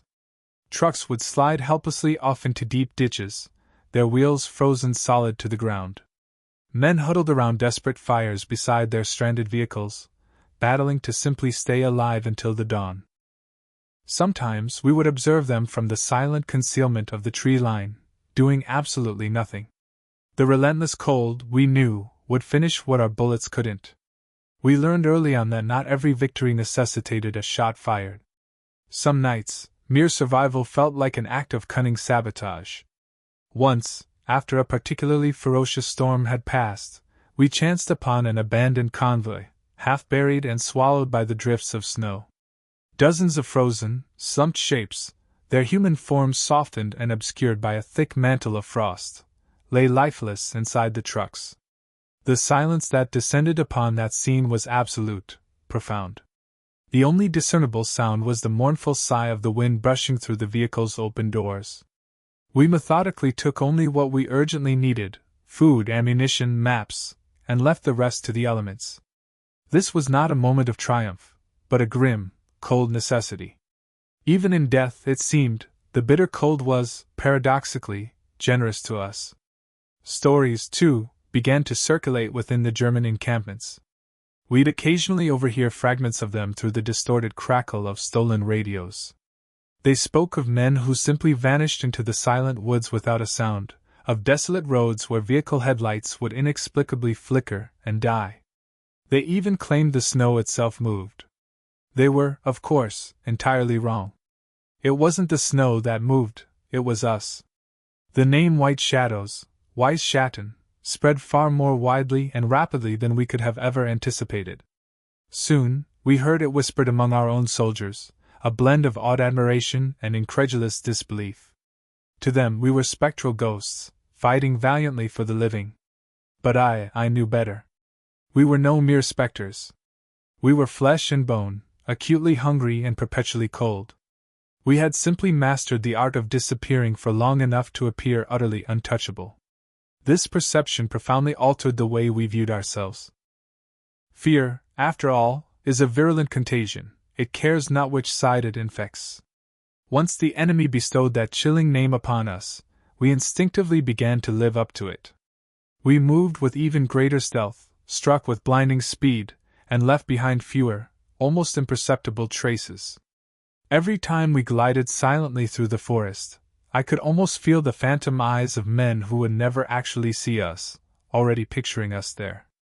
We were entrenched within their minds long before we were ever within striking distance of their guns. Yet, even invisibility, as potent as it was, carried its own steep cost. To be unseen, paradoxically, meant to be forgotten. There would be no medals adorning our chests, no triumphant headlines proclaiming our deeds, no personal glory whatsoever. The army, it became clear, maintained scant records of the ski battalions. To the distant generals, we were merely a specialized tactic, a disposable instrument of war, not individual people. If we perished, we would vanish twice over, once consumed by the snow, and again, from the collective memory of humanity. Sometimes, I found myself pondering if this profound anonymity was precisely why we fought with such desperate ferocity. If the world stubbornly refused to remember us, then perhaps we would carve scars deep enough into its consciousness that forgetting us would sting with a persistent, painful ache. One night, while we rested, exhausted and silent, after yet another successful ambush, one of the Siberians uttered a profound observation that resonated deeply within me. He gazed into the impenetrable darkness of the woods and whispered, "They fear the forests because it merely mirrors their own deepest fears." I offered no verbal reply, yet I understood him perfectly. The snow itself didn't intrinsically scare anyone. What truly terrified them was the stark, merciless reflection it cast back, their own inherent fragility, their utter insignificance in the face of something so vast, so profoundly cold, and utterly unfeeling. I often dwelled on that sentiment, while lying awake in the frigid nights, listening to the wind's mournful sigh as it slid between the skeletal trees. Fear, I concluded, rendered men foolish, yet it simultaneously affirmed their humanity. We, however, had long since forfeited that luxury. After a prolonged existence out here, in this merciless environment, fear itself had dulled, transmuted into a grim, constant routine. You didn't cease to feel its icy grip, you merely stopped consciously recognizing it. By then, our chilling moniker had reached even the highest echelons of headquarters. White shadows had become shorthand for entire clandestine operations, a term no one felt compelled to elaborate upon. Commanders spoke of us with a detached reverence, as if we were some force of nature, unpredictable, perhaps, but undeniably useful. I even overheard one radio operator remark almost casually, "They're out there tonight," as if we were nothing more than a localized weather phenomenon. And perhaps, in a sense, we truly were.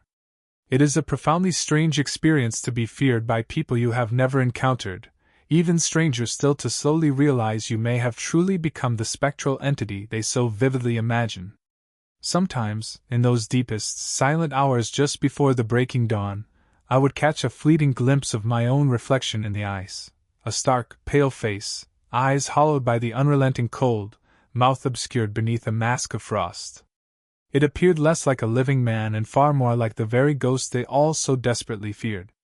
There exists a particular, ephemeral moment every time the wind begins to rise, when the swirling snow dances just so, artfully erasing all discernible shape from the world. If you stand perfectly, utterly still within that swirling whiteout, you cease to exist, you vanish, even to yourself. I believe that was the precise instant I finally comprehended the true meaning of being a white shadow. It was never truly about instilling fear, or forging legends, or even about the war itself. It was about dissolving so completely, so inextricably into the vast, unforgiving landscape that nothing, not even the world itself, could distinguish you from it. And perhaps, for some of us, that was the only conceivable way to survive. Night, the profound and endless night, became our true, undisputed territory. When the sun finally fell below the horizon and the vast forest transformed into an expanse of impenetrable ink, that was when we truly came alive. The cold, rather than numbing, seemed to sharpen our senses, the wind developed teeth, and the entire world narrowed to a faint, barely perceptible circle of sight. Just enough light to move, but never enough to discern where exactly you were going. But this was acceptable. We had no need for sight. We had learned the treacherous terrain by heart. Every fallen branch, every subtle ridge of frozen bark, every hidden hollow where snows silently gathered, it all existed, intimately mapped, within the confines of our collective memory. Our orders, concise and deadly, were deceptively simple: cut communication lines, disrupt enemy movement, and vanish without a trace. A truly successful night meant an absence of explosions, no incriminating noise, no discernible footprints in the pristine snow. It translated into paralyzing confusion for the enemy, and an impenetrable silence for us. The work itself was anything but glorious. There were no medals to be awarded for crawling on your stomach through waist-deep snow, enduring agonizing cold, just to locate and sever a mere cable the thickness of your finger. Yet, every single time a communication line went dead, every instance a convoy sat stranded, endlessly waiting for orders that would never arrive, we knew, with quiet certainty, that we had accomplished something profoundly impactful, something that undeniably mattered. We invariably moved in pairs, a meticulously orchestrated dance, one man to cut, the other to watch, ever vigilant. The watcher kept his eyes fixed on the surrounding darkness, rifle held ready, his senses sharpened, ears acutely tuned to the smallest, most telling sound. A subtle shift of snow. The faint, crystalline crack of ice. The distant, barely perceptible cough of an engine far, far away. The cutter, meanwhile, worked with frantic speed. His gloves were peeled off, his fingers raw and aching from the biting cold. The wire cutters would squeak softly, a high-pitched protest, then snap clean through the line with a definitive metallic chime. Sometimes, the severed ends would briefly ignite, a faint blue spark flickering in the oppressive dark, like lightning captured in miniature. It always made my heart lurch. We'd then meticulously bury the cut ends deep within the snow, twist them shut to prevent any signal, and carefully cover the disturbed ground again until the forest appeared utterly untouched, pristine once more. The initial few missions felt alarmingly simple, almost too easy. But then inevitably came the harrowing nights when everything imaginable seemed to go terribly wrong. On one such occasion, a communication cable led us directly, horrifyingly, to an enemy outpost we had absolutely no prior knowledge of. We froze instantly, sinking deeper into the snow where we were half buried, our eyes locked on the shadowy silhouettes moving behind the outpost's frosted windows. A lone sentry then emerged, his heavy boots crunching rhythmically on the frozen snow. He stopped tantalizingly close, near enough that I could clearly see his breath plume into fog in the stark moonlight. For what felt like an eternity, a full, agonizing minute, he stood motionless, slowly scanning the surrounding treeline. My partner's hand instinctively brushed the trigger of his rifle, and I quickly covered it with my own, pressing down firmly. Not yet, I silently urged. Not for noise. Eventually, excruciatingly, the man turned back toward the warmth of the door. His dark shadow vanished behind the curtain, and only then did we finally dare to breathe again, each gasp a silent, desperate prayer. A strange, almost ethereal calm would settle over us in those hypertense moments. Fear was certainly present, a cold knot in the gut, yet it was invariably accompanied by an unnerving clarity. Every single sense stretched taut, honed to an unbearable keenness, until you could almost feel the subtle vibration of the cold resonating within your very teeth. You learned, intimately, how to read silence itself, distinguishing the mundane quiet from the profound, ominous stillness that signaled something unseen, something deadly, was patiently waiting for you. Sometimes, we would encounter desolate, broken telephone poles standing starkly like makeshift crosses against the vast, white landscape. By day, birds would perch upon them, their tiny claws frozen immovably to the weathered wood. At night, a faint, melancholic hum emanated from the wires, the wind whistling a desolate tune through their taut strands. The sound was utterly eerie, a low, metallic sigh that created the unsettling illusion of the forest itself whispering in some ancient, secret language. I used to imagine it was the very ghosts of those who had succumbed to the cold along these desolate roads, their final, unspoken words forever tangled and echoing within the hum of the wires. Our missions grew increasingly arduous and extended as the brutal grip of winter deepened. The more the front lines became utterly frozen and impassable, the more our commanders implicitly relied on us to navigate and operate where conventional trucks simply couldn't. We would ski silently through deep valleys where the pristine snow glowed with an ethereal blue luminescence under the cold moon, traversing frozen rivers that groaned and creaked with a sound like tortured, bending metal. On one memorable occasion, we passed the skeletal remains of a tank, half sunk into the impenetrable ice, its massive gun pointed uselessly, mournfully, at the indifferent stars. Someone had painted a simple, faded cross on its armored side long, long ago. Now, it was nothing more than another stark, desolate piece of the unforgiving landscape. We meticulously carried our grenades wrapped tightly in layers of cloth to utterly muffle the faintest metallic clinking. Our rifles were carefully bound in white bandages, not just for camouflage, but to prevent the frost from reflecting any telltale glint of light. Such was our spectral presence that even the village dogs, usually quick to bark, would fall silent as we passed through their hamlets. The people there had learned to recognize us, or perhaps more accurately, to studiously not recognize us at all. To them, we were merely a fleeting glimpse, a whisper of movement, and then gone, the almost imperceptible sound of skis gliding somewhere just beyond their immediate sight. One particularly frigid night, we unexpectedly stumbled upon a half-buried, desolate cabin near Keenan. Its roof sagged precariously under an immense weight of snow, and its windows were completely frosted shut. Inside, it was marginally warmer than the bitter cold outside, though not by any significant measure. We cautiously lit a small candle stub, its feeble light revealing old maps nailed haphazardly to the walls, a miscellaneous pile of equipment, and several half-empty crates of supplies. Whoever had once called this place home was long gone. Perhaps they had departed in a desperate hurry, or perhaps the unforgiving snow had simply claimed them. Either way, it was undeniably ours now. We cooked, for the first time in what felt like weeks, a thin, watery soup crafted from dried meat and melted snow. I can still vividly recall the smell, not truly good, certainly, but profoundly, comfortingly human. While the others finally rested, their exhaustion palpable, I sat by the door, staring out into the profound quiet of the night. The wind had ceased its mournful howl, and the ensuing silence felt so deep and substantial it was almost as if I could reach out and touch it. I could still make out the faint, fragile lines of our ski tracks stretching back into the darkness, knowing they were merely temporary marks that the next gust of wind would effortlessly erase.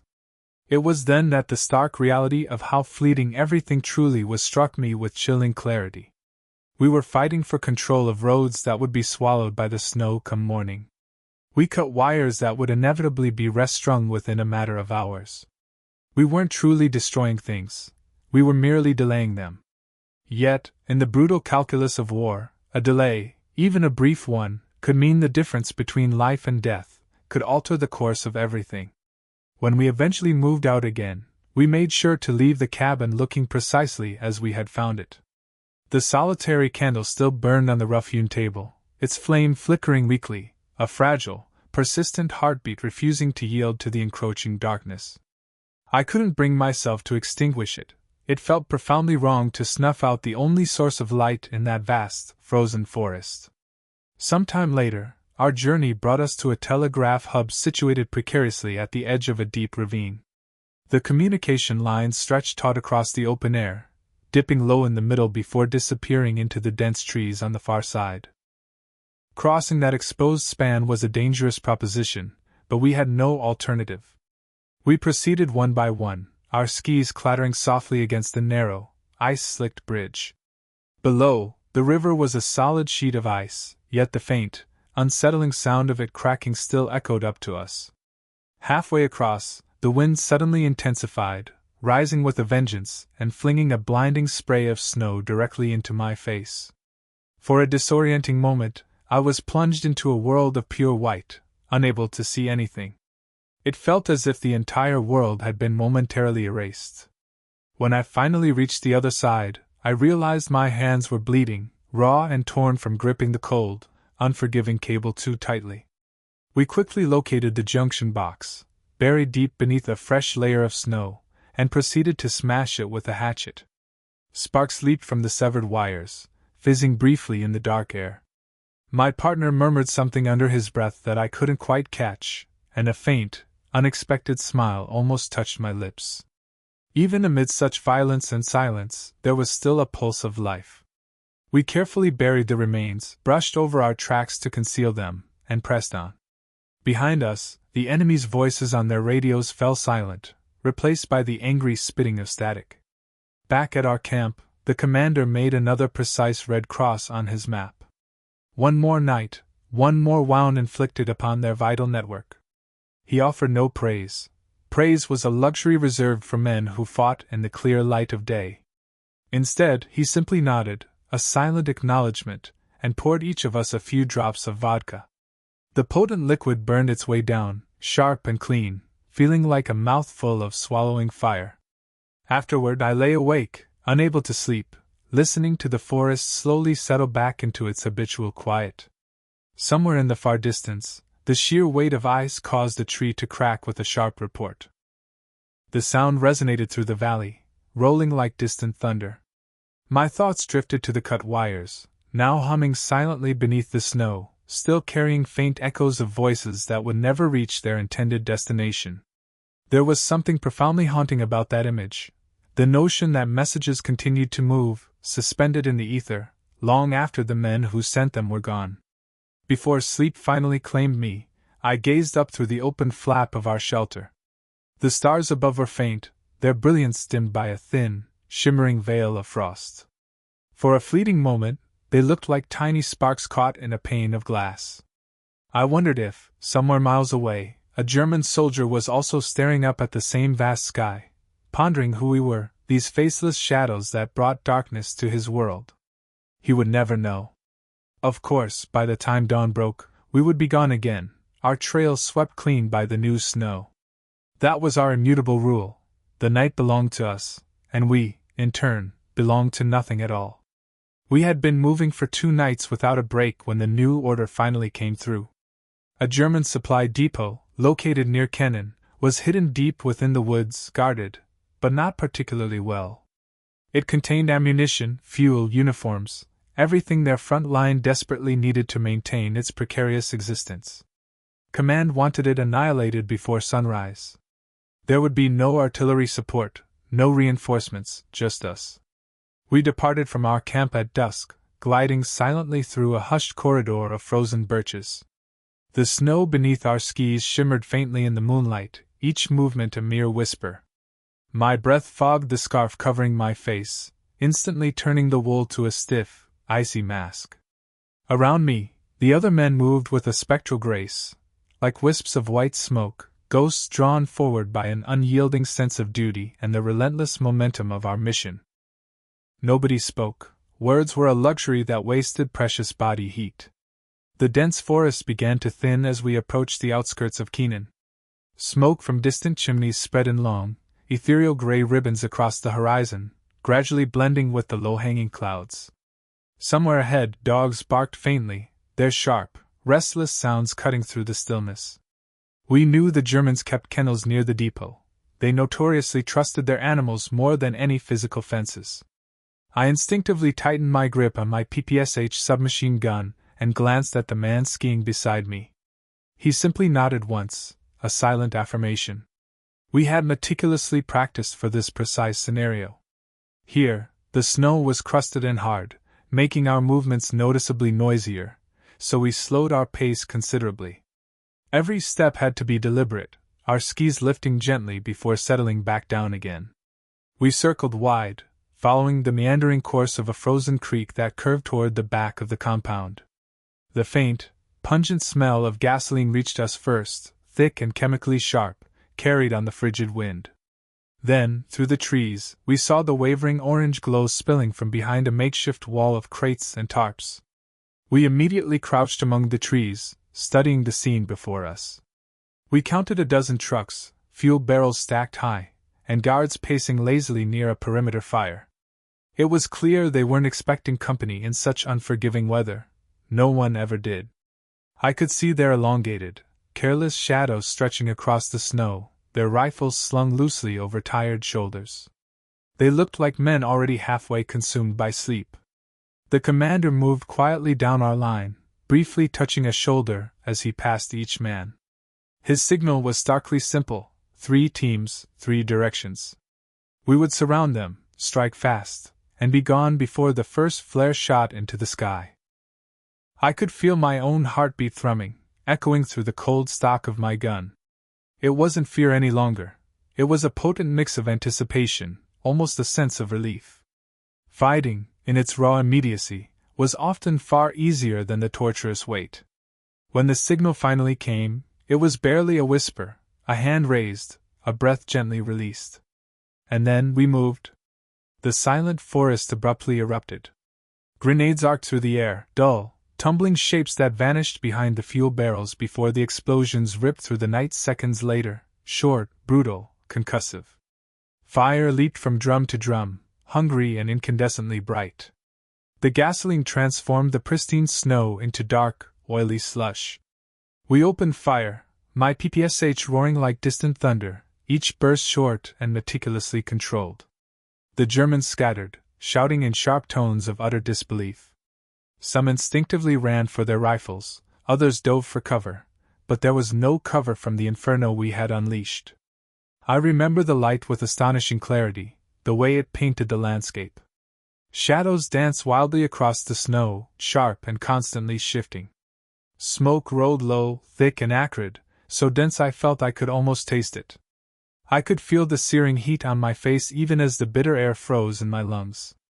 The contrast was utterly dizzying, like standing suspended between 2 distinct worlds, one furiously burning, the other immutably frozen.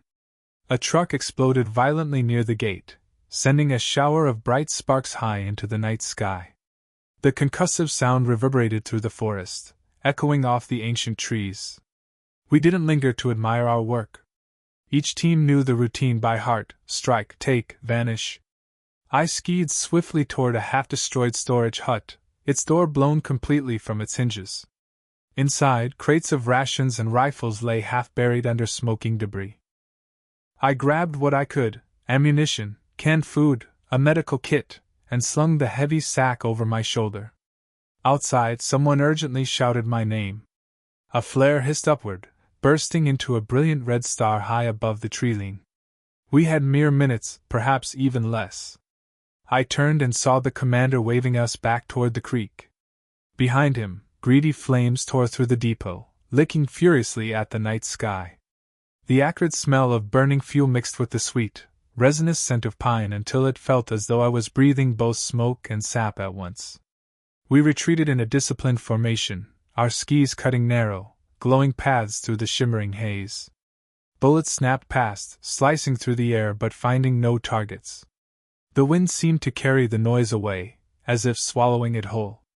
When we reached the creek, we dropped low and began gliding along its frozen surface, following its gentle curve back into the protective darkness. Behind us, the forest burned with a fierce intensity bright enough to rival the coming dawn. The fiery light pursued us through the trees, staining everything in its wake with a lurid orange glow. For a moment, I glanced back and saw our shadows stretch long and thin across the snow, merging with the rising smoke. It looked as if the fire itself was actively chasing us. By the time we finally stopped, the raging flames were distant, a faint, pulsing glow on the horizon. We crouched low under the sheltering branches of a pine grove, breathing heavily, plumes of steam rising visibly from our coats in the biting air. Someone laughed softly, a sharp, broken sound that quickly died away, choked by the exhaustion. The commander checked his watch, then simply nodded. We had been in and out in less than 10 minutes. The forest was utterly still once more, as if nothing had ever disturbed its ancient slumber. Snowflakes drifted lazily through the lingering smoke, glowing faintly before dissolving into the darkness. I knelt and meticulously rubbed the barrel of my gun with a patch of cloth, wiping away the dark soot. My hands trembled slightly, though whether from the intense cold or residual adrenaline, I couldn't say. We didn't speak much as we regrouped. Each man carried something salvaged, a tin of food, a belt of ammunition, a coarse blanket, even a letter found in a coat pocket. Little things. War, I realized, was always constructed from countless little things. We passed them around in silence, dividing everything evenly. No words were truly needed. Fairness was one of the very few luxuries still afforded to us in this desolate place. Later, as the last of the fire's light faded behind us, we stopped on a ridge overlooking the vast valley. The depot still burned, a raw, angry scar of light against the inky black horizon. Sparks drifted upward, only to disappear into the heavy snow clouds. I felt a strange combination of both pride and a profound hollowness. Pride, because we had accomplished precisely what we set out to do. Hollow, because every single victory out here came wrapped in an isolating silence, a triumph that few would ever truly acknowledge. The cold struck us harder now that the immediate heat of the inferno was gone. My gloves stiffened, my fingers began to lose all feeling. My breath came in sharp, ragged bursts. The forest had reverted to its usual self, indifferent, endless, ancient. The lingering scent of smoke clung stubbornly to our clothes, a ghostly reminder of the fire, clinging to the frost. It would remain there for days, long after the depot itself was reduced to mere ash and a fading memory. As we made camp that night, someone murmured quietly that the flames from the depot would likely be visible from Keenan itself. That, for once, the people there might actually see tangible proof that not everything had been lost, that hope still flickered. Perhaps it was true. Perhaps somewhere in the distance, a civilian glimpsed that orange glow and thought, "Someone is still fighting for us." The idea, however fleeting, was comforting, even if it didn't fundamentally change anything about our grim reality. I sat apart from the others, staring blankly into the snow. My hands still trembled uncontrollably. My ears still rang with the echoes of gunfire. For a moment, I saw the fire again in my mind's eye. Not the glory of the victory, but the haunting reflection of it on the faces of men who no longer had names. The way it flickered in their frozen eyes just before the snow began to fall again. That, I understood, was what war truly was out here, one brief, intense burst of color in a world otherwise utterly drained of it. You burned brightly for a few seconds, a fleeting spectacle, then the snow inevitably returned and covered everything. When I finally lay down, my body ached from pure exhaustion. The forest had gone completely silent once more, pretending nothing at all had happened. I pulled my coat tighter, felt the cold crawl insidiously back into my bones, and thought how truly strange it was that even destruction could look exquisitely beautiful from a distance. We were merely the night's fire, here for a moment, destined to be gone by morning. They came to us quietly, with the same silent grace as the snow itself. Men from the far north, wrapped in layers of thick fur and crusts of frost, their eyes pale and almost translucent from years spent under the ethereal glow of the northern lights. Their arrival transformed the camp in ways none of us had anticipated. You could always easily spot who was new to the bitter cold of the forest by the way they perpetually shivered. But these men didn't. The brutal cold seemed to slide off them effortlessly, like water off polished stone. They moved slowly, deliberately, with a profound economy of motion, as if each movement had been meticulously rehearsed 1,000 times in an even harsher, more unforgiving place. We simply called them the Northerners, though most hailed from regions so far east they might as well have stepped out of another world entirely. They spoke in low, guttural voices, their accents thick and unfamiliar, their words clipped short. Some had spent years hunting along the vast, unforgiving tundra, others had guarded remote, forgotten borders where silence was their only constant companion. They never bragged, never complained. They simply existed, elemental and stoic, like the weather itself, steady, unstoppable, ancient. The very first night they joined us, the temperature plummeted dramatically, dropping well below -40 degrees. Our meager fires burned low and blue, the wood hissing faintly as sap that had frozen solid was exposed to the heat. The newcomers sat apart at first, squatting close to the embers, their faces utterly expressionless. One of them began sharpening his knife on a wet stone, slowly and patiently, with an almost meditative rhythm. The soft, rhythmic scrape echoed gently through the camp, a steady counterpoint to the restless hiss of the falling snow. It felt oddly reassuring, like a steady heartbeat in the all-encompassing dark. When dawn arrived, they were the first to stir.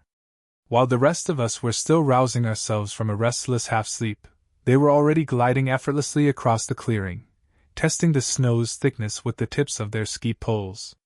I watched one man kneel, scoop up a handful of powder, and let it sift slowly between his fingers. He grunted softly, then simply said, "Good snow, fast snow." It was the first time I had ever heard him speak. Training with them felt like learning an entirely new language. They didn't teach with words or elaborate explanations, they simply demonstrated, and expected you to observe and follow. I learned how to read snow like a detailed map. The subtle ways its surface could tell you what hidden dangers lay beneath, how to discern by its particular shine whether it would hold your weight or collapse. I learned to listen for the hollow echoes that warned of treacherous thin ice and how to spot the faint, almost imperceptible shadows of animal tracks that invariably revealed safe routes. They seemed to understand the cold at a level far beyond mere survival. To them, it wasn't an enemy but a powerful, capricious ally that mercilessly punished the careless but generously rewarded respect. They also brought with them an arsenal of ingenious tricks none of us had ever witnessed.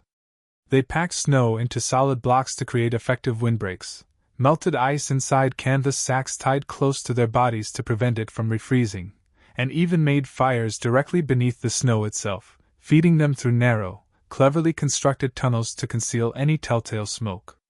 When they worked, they moved as one cohesive unit, silent, precise, and incredibly efficient.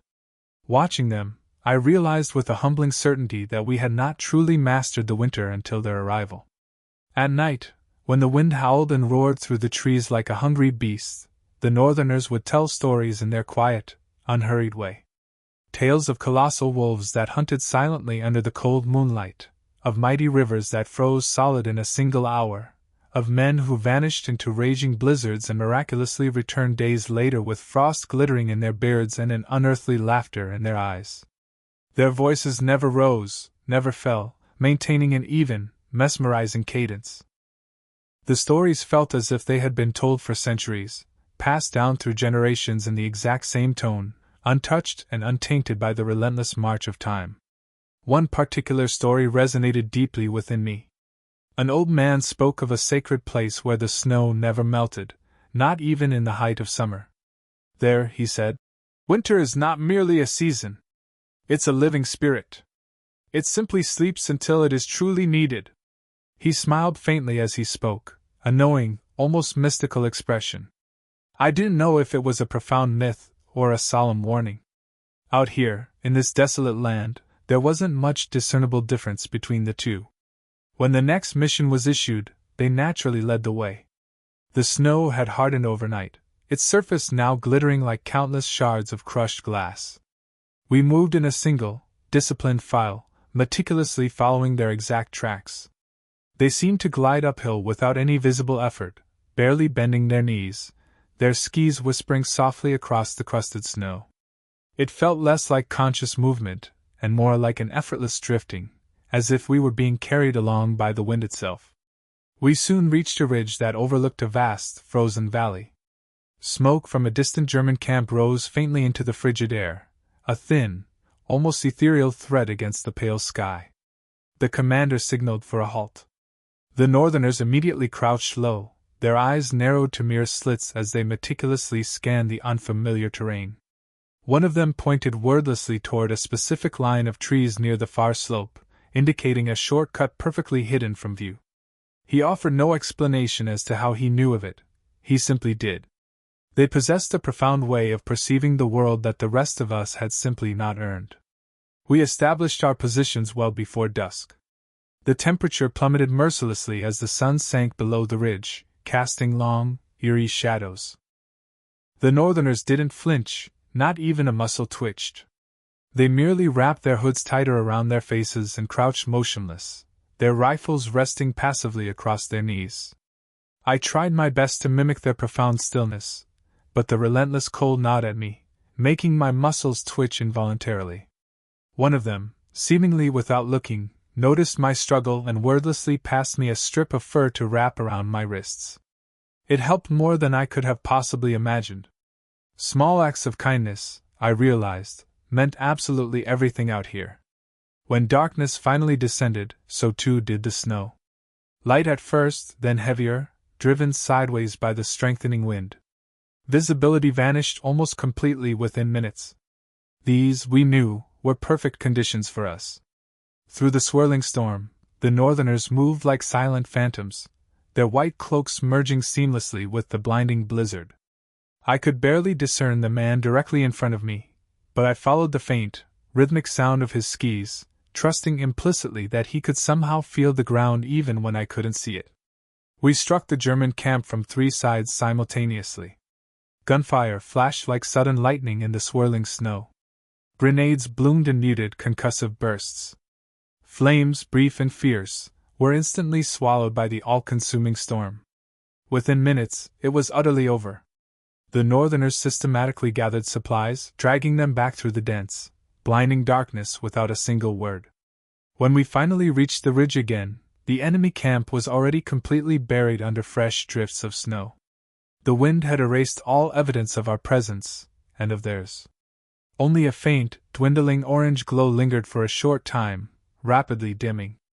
As we rested under the branches of the pine grove. From beneath the pines, one of the men produced a small pouch, scattering pinches of tobacco onto the pristine snow. "For those who walk behind," he murmured, his voice barely audible. I asked him for clarification, but he simply shrugged. "They are the ones we can no longer see," he explained. "Yet they still accompany us." I pondered his words long after the storm had abated, the thought lingering like the scent of pine. In this desolate expanse, the departed felt perpetually close, their silent presence a curious anchor, steadying us against the encroaching despair. With them, the profound stillness of the forest transformed from a vast emptiness into a sense of deep belonging. Imperceptibly, we began to mirror their spectral habits, fewer words exchanged, movements becoming slower and more deliberate, cultivating a profound patience. They seemed to impart a crucial lesson: haste was the relentless enemy of survival. While war clamored for immediate, decisive action, winter compelled a quiet, almost sacred stillness. In the precarious space between these two conflicting demands, we slowly discovered a fragile balance. Over time, we ceased to perceive them as mere newcomers to our harsh reality. They were not transient guests, they were unyielding anchors, constant reminders that steadfast endurance could embody its own potent form of courage. They never boasted of their deeds, nor did they offer fervent prayers for victory, or even dare to hope for the eventual arrival of spring. Instead, they simply pressed onward, one determined step, one effortless glide, one measured breath at a time. Looking back into the church, the candles still stood in their holders, though many were half melted, their waxy bodies sheathed in frost. The icons adorning the walls had cracked under the relentless cold, their painted faces of saints gazing through a crystalline veil of ice, as if they too had been caught mid-prayer and frozen solid. We stood there in hushed reverence for a prolonged moment. None among us were truly religious, not in the conventional sense, yet in that profound silence, the space felt undeniably sacred. The conflict had relentlessly stripped away so much, our words, our warmth, even the very names of the places we once knew. But somehow, sanctuaries like this one retained an elusive, untouched essence. I couldn't articulate what it was, but I felt its weight pressing against my chest, a tangible ache. Perhaps it was the collective grief of forgotten souls. Or perhaps, merely the haunting echo of sound in a place now irrevocably condemned to silence. Near the altar, one of the men discovered a set of footprints, small, delicate, and remarkably fresh. These weren't the heavy impressions of soldiers' boots, but rather the clear imprints of bare feet, pressed deep into the unforgiving frost, leading directly toward the back door. We followed the trail outside into the snow-covered yard, where it abruptly ceased. Half buried in a drift, a small doll lay exposed. Its cloth face was crudely torn, one button-eye conspicuously absent, its sparse hair stiff and brittle with ice. The footprints ended right there, no further tracks extended beyond. A profound silence descended upon us. The commander knelt, carefully lifting the doll, turning it once in his gloved hand before gently placing it on the church steps. It was a simple gesture, yet it spoke volumes, meaning both everything and nothing at all. A part of me harbored a desperate wish that its owner was still alive somewhere, perhaps grown up now, safe from the horrors of this winter. But to cling to such a fragile hope felt almost perilous, a dangerous indulgence that only sharpened the world's inherent cruelty. As the daylight began to wane, casting long, encroaching shadows, we meticulously searched the remaining structures of the village. Behind one derelict house, we discovered a well, its opening sealed by a single plank. The ice encircling it was visibly disturbed, showing clear signs of having melted recently before refreezing into a jagged reef. Someone had definitely been here, perhaps days ago, perhaps even as recently as last night. The air nearby felt inexplicably altered, heavier, pregnant with unspoken history.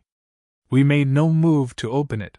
Whatever stories it might hold, we reasoned, were better left undisturbed, eternally buried beneath the snow. The sun, meanwhile, began its slow descent, painting the sky in hues of dull orange that gradually deepened into a rich violet. The snow, vast and pristine, mirrored this spectacle with breathtaking beauty, shimmering like fire exquisitely captured within glass. We established our temporary camp in the largest house we could find, its roof mercifully still intact against the elements. After some effort, one of the men coaxed a small fire to life within the cracked stove. The meager flames offered scant illumination, yet even the faintest whisper of warmth felt like an improbable miracle in that unforgiving cold. We ate in a quiet, almost reverent silence, melting handfuls of snow for water and chewing on hardtack that fractured like ice against our teeth. Every creak of the old wood, every unseen rustle, instinctively drew my gaze toward the door. War had instilled in us a profound distrust of silence, knowing it was too often merely a prelude to something far more dreadful. But tonight nothing stirred. The village remained eerily, profoundly still. Once we had eaten, I stepped back outside.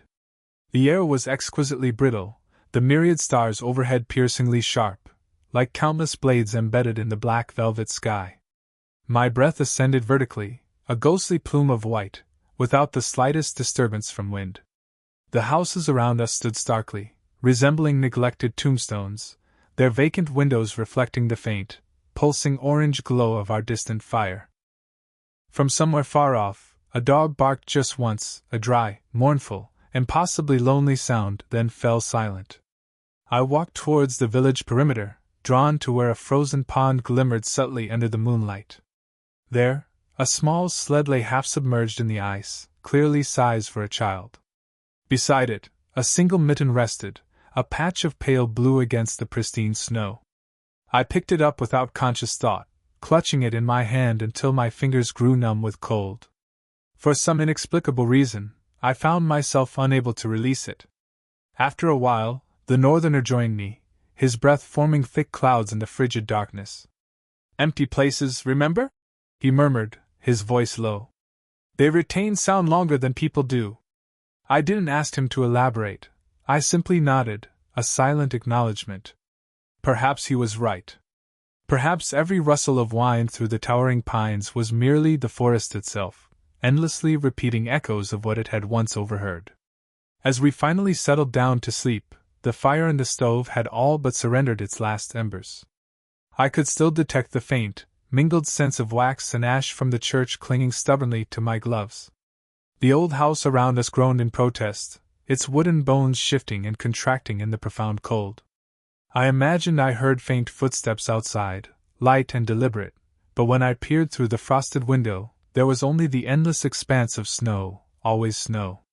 It is a peculiar phenomenon how swiftly the demarcation between fear and sorrow can dissolve. In that desolate village, the two emotions felt utterly indistinguishable, a form of grief so pervasive and weighty that it rendered one afraid to even breathe too audibly. Before I finally succumbed to sleep, my thoughts returned to the small footprints by the altar, the doll placed reverently on the steps, and the child's mittens still clasped in my hand. I consciously told myself they must have belonged to someone who had managed to escape, who had somehow made it out alive. It was likely a fabrication, a comforting deception, but it was a kind lie. And in the relentless brutality of war, kind lies were, perhaps, the only ones truly worth cherishing. Our orders were to sever a critical supply line traversing west of Keenan, a railway, a veritable vein of iron, that snaked through the dense pine country. It served as the enemy's lifeline, ferrying everything essential for their winter survival: coal, munitions, precious fuel, and at times, even men too shattered to fight, yet not quite dead enough to be shipped home. Command's directive was explicit: cripple the line, not annihilate it. Delay them. The courier had emphasized, his voice sharp. Delay is victory. We moved out beneath a sky utterly devoid of moonlight. The snow beneath our skis was unforgivingly hard, brittle, each thrust producing a dull crunch instantly devoured by the vast silence of the night. A fine layer of frost encrusted every branch, every cold rifle barrel, even our eyelashes. It was a pervasive cold that resonated, a persistent hum deep within our bones. One ceased to consciously acknowledge it, simply adapting. We learned to breathe shallowly, keeping our teeth tightly clenched to prevent them from freezing together. The railway, surprisingly, was not difficult to locate, even hidden beneath its blanket of snow. It emanated a faint, ethereal glow in the starlight, two parallel lines of ghostly silver stretching into an unfathomable infinity. We took cover at the tree line, observing it intently for a full hour. There was nothing but profound stillness. The forest itself conjured its own symphony of sound, the sharp creak of frozen trunks, the almost imperceptible whisper of snow shifting against itself. Then, in the far distance, a pulse of light emerged, faint and rhythmic, steadily drawing nearer. The commander's hand lifted, a silent command. Every man instantly froze. The air around us tightened, growing sharp and fragile as glass. We detected the deep vibration before the train itself became visible, a slow, resonant thrum beneath the snow, like the very heartbeat of the earth. Then the light swelled, brilliant and trembling, carving a path through the absolute darkness. It came lumbering ponderously through the valley, a locomotive shrouded in frost, its steel plates reflecting the starlight with a dull, menacing gleam, a black plume of smoke trailing behind it, turning indigo under the watchful stars. Flatbed cars followed, stacked precariously with barrels and crates, their hidden contents concealed beneath heavy tarpaulins. A scattering of soldiers clung to their sides, hunched deep within their greatcoats, rifles slung with an air of weary abandon. They appeared almost half asleep, oblivious to their impending fate. We held our position until the lead car had passed the jagged rock outcrop where our explosive charges lay hidden. Then, with a single, silent nod, the commander carefully placed the detonator onto the snow. The fuse, a thin thread of wire, was almost invisible against the white. He pressed the plunger. The resulting explosion wasn't deafeningly loud, but rather a deep, resonant thud, a muffled hump that seemed to emanate from the very bowels of the earth. Snow and ice erupted skyward in a towering plume of white fire. The track groaned, splitting open violently. The massive locomotive lurched, tilted precariously, and then, with an almost impossible grace, began to slide. It toppled sideways into the deep drift, unleashing a metallic shriek that tore through the silent valley. The cars following behind it collided in a horrifying, slow-motion ballet of chaos. Wood splintered, iron shrieked, and snow bloomed upward in colossal clouds so dense they utterly blotted out the stars. For a few agonizing seconds, the entire world was a maelstrom of white and red, sparks flying like trapped fireflies caught in a violent snowstorm. When the agitated air finally cleared, an eerie stillness settled once more. The engine lay on its side, weak tendrils of steam hissing from its fractured boiler. Flames began to lick from one of the shattered cars, tinting the rising smoke a sickly orange. We could discern silhouettes stirring within the wreckage, some men crawling, others dragging their comrades out from the twisted metal and splintered wood. Their voices reached us faintly, desperate and confused. We allowed them no time to regroup. The commander signaled, and we moved. Our skis carved silent, smooth paths over the drifts, weaving fluidly between the trees, becoming ghosts once more. We opened fire from the concealing shadows, delivering short, sharp bursts. The German soldiers scattered, disoriented, frantically trying to pinpoint the source of the shots, but the sound ricocheted erratically off the dense trees, amplifying their confusion. One man fired blindly into the oppressive darkness, his muzzle flash a momentary, perfect target. The northerner beside me fired once, and the flash vanished. Someone cried out in German, a command, frantic and cracked with terror, and a flare shot skyward. A stark red light flooded over the pristine snow, painting every surface the color of fresh blood. We dove low, sliding swiftly behind the wreckage as bullets hissed menacingly overhead. The flickering red light danced against the frost, making every shadow shift and writhe as if imbued with malevolent life. We worked with frantic efficiency. 2 men pried open a crate and found precisely what we had hoped for: ammunition. We promptly dumped it into the snow, scattering it widely, like seeds sown in barren ground. Another crate yielded canned meat, frozen solid, but food nonetheless. The commander ripped open the corner of a tarp, revealing a stack of fuel barrels. "Burn it," he stated simply, his voice devoid of emotion. We rolled them towards the wrecked locomotive, then struck a match. For a brief, agonizing moment, the tiny flame wavered, fragile and almost imperceptible against the immense cold. Then it caught. The resulting explosion wasn't massive, but it was more than sufficient. The fire leaped skyward, a brilliant orange column twisting fiercely into the night. The snow immediately around us turned a molten gold, flakes melting midair and falling as shimmering steam. We skied rapidly backward, the intense heat washing over our faces even from a distance. Behind us, the burning train roared like a monstrous furnace, its twisted wheels glowing an incandescent red, smoke curling majestically into the distant stars. It possessed a terrible, almost unholy beauty, a dying serpent of light, slowly consumed by the relentless snow. By the time the bewildered enemy managed to regroup, we had vanished into the vast, indifferent night. The fire we left behind would rage until dawn, ensuring the railway tracks remained warped and utterly useless. A single night's delay, in these brutal conditions, could easily translate into weeks of logistical chaos. Supply lines, already fragile, simply did not recover swiftly in such unforgiving weather. We established our next camp miles away, deep within the hollow of a frozen ravine. Even there, the snow glowed faintly, illuminated by the distant reflection of the inferno we had created. Someone produced a tin salvaged from the wreck and carefully held it over the struggling flame of a small stove. The rich, metallic, salty aroma of warming meat gradually permeated the frigid air. For a fleeting moment, we ate in absolute silence, a shared understanding passing between us.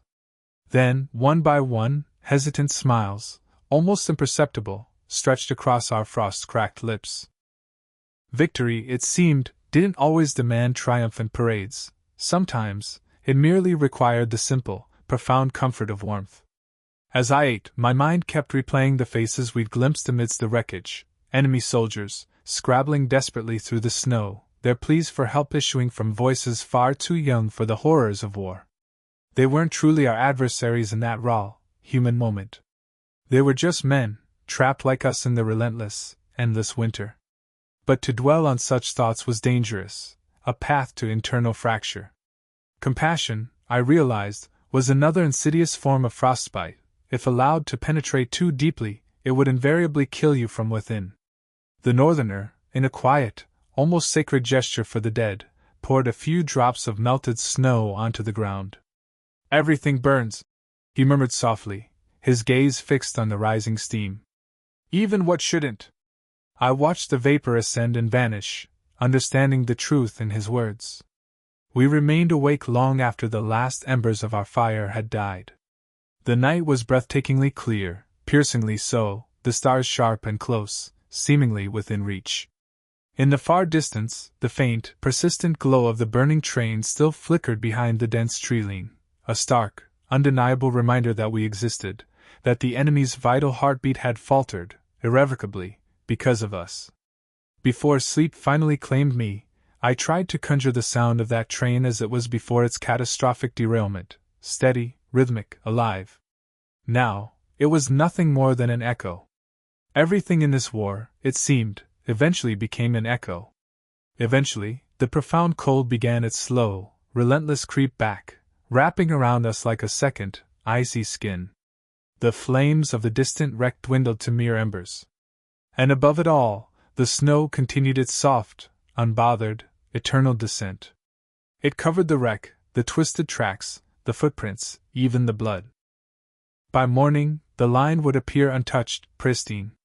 The earth, in its indifferent majesty, always pretended innocence after violence. The day following the train raid, we continued our relentless northward trek, traversing a valley darkly lined with towering black pines. The smoke from the wreck still lingered behind us, an indelible smudge on the horizon, faint yet stubbornly persistent, marking precisely where the night had burned its destructive path. Every passing gust of wind carried its acrid scent, metal, soot, and the strangely sweet aroma of scorched oil. It clung to us for miles, a phantom, refusing to dissipate. That morning, the sky overhead was a pale, almost bleached blue, so intensely bright it caused pain to simply look at.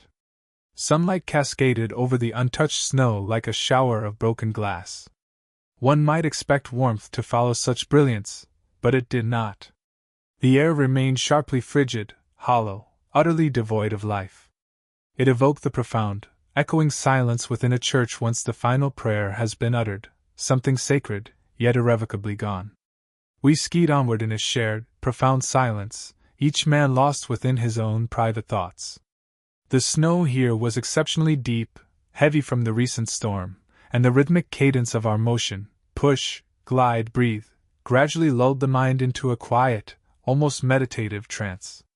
My body ached with that dull, familiar, constant throb that never truly abated. You simply learn to inhabit the ache, to allow it to propel you forward rather than fighting its persistent presence. Around noon, we paused for a much-needed rest. The commander unrolled his map, securing its edges with a chunk of ice against the wind. Our intelligence indicated we were to intercept another enemy convoy soon, but their route had evidently shifted. The enemy, it seemed, was adapting, learning. They had begun sending scouts ahead, made wary by the growing legend of the White Shadows. Our covert name had, perhaps, proven too effective. One of the northerners crouched beside the map, his gloved finger tracing a line over a prominent ridge to the east. "They'll move there," he predicted quietly. "Wind covers sound, snow deep. They'll feel safe." The commander nodded slowly, a silent acknowledgement. We all understood the implications. Another long night of patient waiting, another dawn that would erupt with the brutal symphony of noise and fire. For now, however, we rested. A few men propped their rifles against the trees, pulling off their mittens to flex stiff, aching fingers. Someone passed around a flask, its contents burning like pure fire down our throats, yet serving to keep the pervasive cold from settling too deeply within our cores. One man hummed softly, not a distinct song, but a few simple notes repeated under his breath, a melody that perhaps his mother might have sung long ago, in a world that was warmer, more gentle. I sat apart, observing the sunlight ripple and liquid waves across the snow. The vast forest felt profoundly alive with its silence, a unique stillness that seemed intensely aware, listening. The towering pines swayed almost imperceptibly, their tips gently brushing against the pale, ethereal sky. Beneath this deceptive surface calm, one could already sense the tension subtly building once more. Even the very snow seemed to hold its breath in anticipation. As evening descended, the brief daylight receded with alarming swiftness.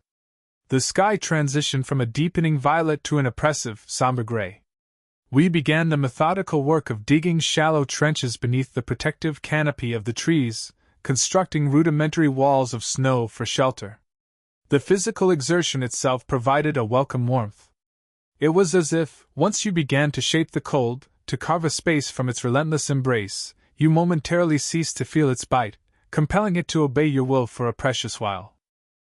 We ate in small, tight circles, our heads bowed, wisps of steam rising from tin cups filled with melted snow, mixed with whatever meager provisions we could scavenge, bits of frozen meat, stray crumbs of hard bread, sometimes nothing but the snow itself. The flavor was utterly secondary. What truly mattered was the precious heat it offered. Then, someone produced a harmonica, visibly dented and missing two notes, and began to play softly. The thin, haunting melody drifted through the dense trees, fragile yet steadfast. It was peculiar how sound behaved in the profound cold. It didn't echo, but rather lingered, as if hesitant to completely vanish. For a few brief minutes, the harsh forest felt almost benevolent, its raw edge softened by the music. Then the commander spoke, his voice calm, almost surprisingly tender amidst the bleakness. "Tomorrow, we go silent again," he announced. "The road east. The same plan. Quick in, quicker out." We nodded in unison, no questions posed. After countless such nights, the grim pattern had become ingrained, intimately familiar: meticulous preparation, silent movement, a swift attack, then a ghost-like vanishing act. The relentless repetition had, paradoxically, dulled fear into something merely manageable, a constant companion rather than an paralyzing force. As the profound darkness deepened further, the men, one by one, succumbed to the exhaustion and drifted into sleep.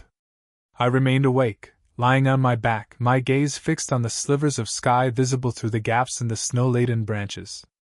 The stars above were extraordinarily brilliant tonight, so sharply defined they seemed capable of cutting the very air. My breath rose in ethereal plumes, freezing solid mid-air and hanging momentarily like faint, ghostly smoke. My thoughts turned to home, though I found myself questioning what that word truly signified anymore. Was home a tangible place, a physical dwelling? Or was it merely a memory, a fleeting echo of a time when things had not yet utterly broken apart? The wind began to stir, picking up faint, indeterminate sounds from the distant wilderness. Perhaps it was the sound of ancient trees groaning and cracking under the relentless grip of frost. Perhaps it was something else entirely. I listened for a while longer, a knot of unease tightening in my stomach, before the sound finally resolved itself into laughter, not our own, but the distinct, buoyant mirth of the Germans. They had settled into a camp somewhere close by, utterly unaware of our silent presence in the enveloping darkness. It was in that moment, hearing their low voices, the easy ripple of their laughter, the faint, resonant clink of metal cups, that the profound humanity of them struck me. They were striving to make the biting cold tolerable, just as we were, bound by the same elemental struggle. For a fleeting instant, the stark, invisible line between us seemed to blur, softened by shared vulnerability. Then the wind shifted its course, and their voices, like phantom whispers, receded once more into the vast, indifferent night. Sleep remained an elusive comfort. Each time my eyelids descended, the horrifying image of the train materialized anew. The searing flash, the violent tilt, the inferno coiling skyward. I saw faces, starkly illuminated for a splinter of a second, before being swallowed whole by the suffocating smoke. It wasn't precisely guilt that settled over me, but rather a chilling recognition. Out here, stripped bare of everything else, every living soul was simply striving to navigate toward another dawn. As day broke, a brittle layer of frost clung to every surface. Our rifles, our heavy coats, even the delicate fringes of the eyelashes belonging to those still lost in sleep. The fire had dwindled to hesitant, faint embers, and our breath hung in thick, spectral clouds above us. We moved with a practiced, hushed efficiency, shaking off the clinging snow from our hoods, meticulously checking our weapons, and cinching taut the straps of our gear. The air itself felt fragile, new and sharp, the kind that might shatter with the slightest disturbance. We resumed our arduous journey on skis, proceeding in a single, silent file, tracing the eastern curve of the ridge. The sun, a reluctant presence, gradually hoisted itself above the horizon, bleeding a diluted, pale light through the translucent veil of thin clouds. The snow beneath our skis sparkled faintly, each individual flake catching the nascent light, transforming into a tiny, glittering shard of glass. It was a beauty almost unbearable to witness, a profound aesthetic that wounded the eye because it dared to exist in a landscape where all else had been stripped away. Around the midpoint of the day, we finally reached the designated ridge, the one the taciturn northerner had marked on our meager maps. Below us, the road carved its way through the dense forest, a dark, winding scar etched into the otherwise boundless, pristine white.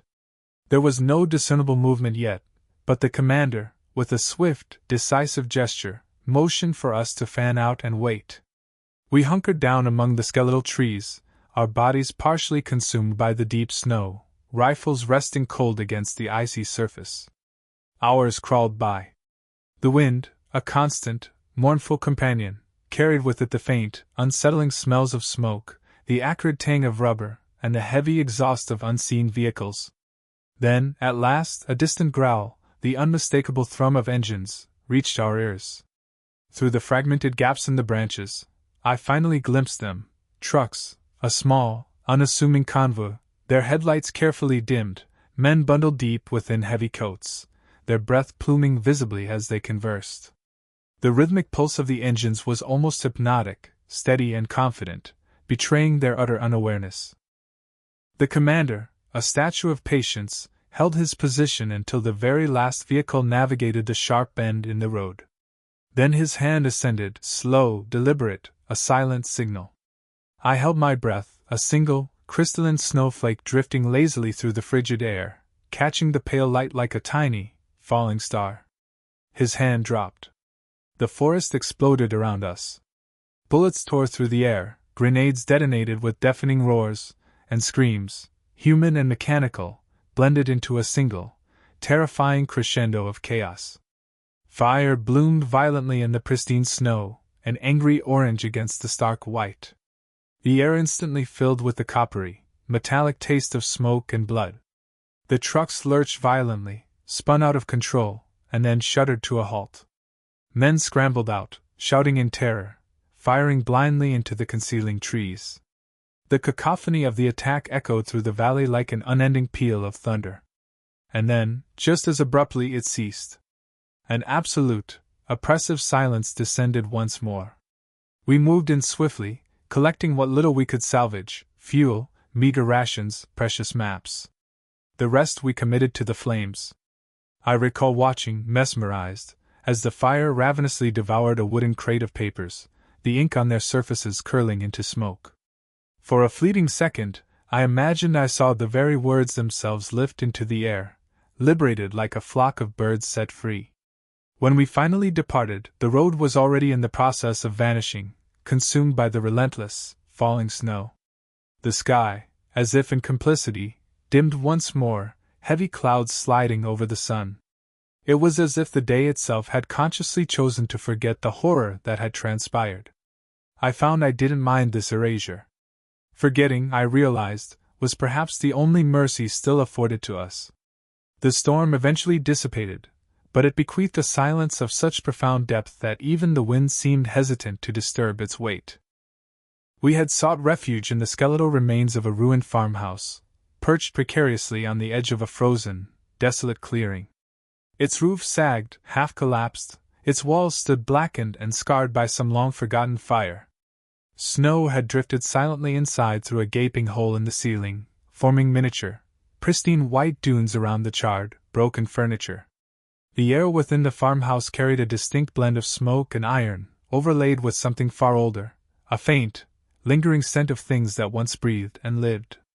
For the first time in what felt like an eternity, we had nothing pressing to do but simply wait. Our orders were unequivocal: hold this position until a messenger located us with new coordinates, a directive that could mean hours, or perhaps even an endless succession of days. This waiting, I understood, was inherently dangerous, not because of any immediate threat from the enemy, but because it inevitably forced one to remember.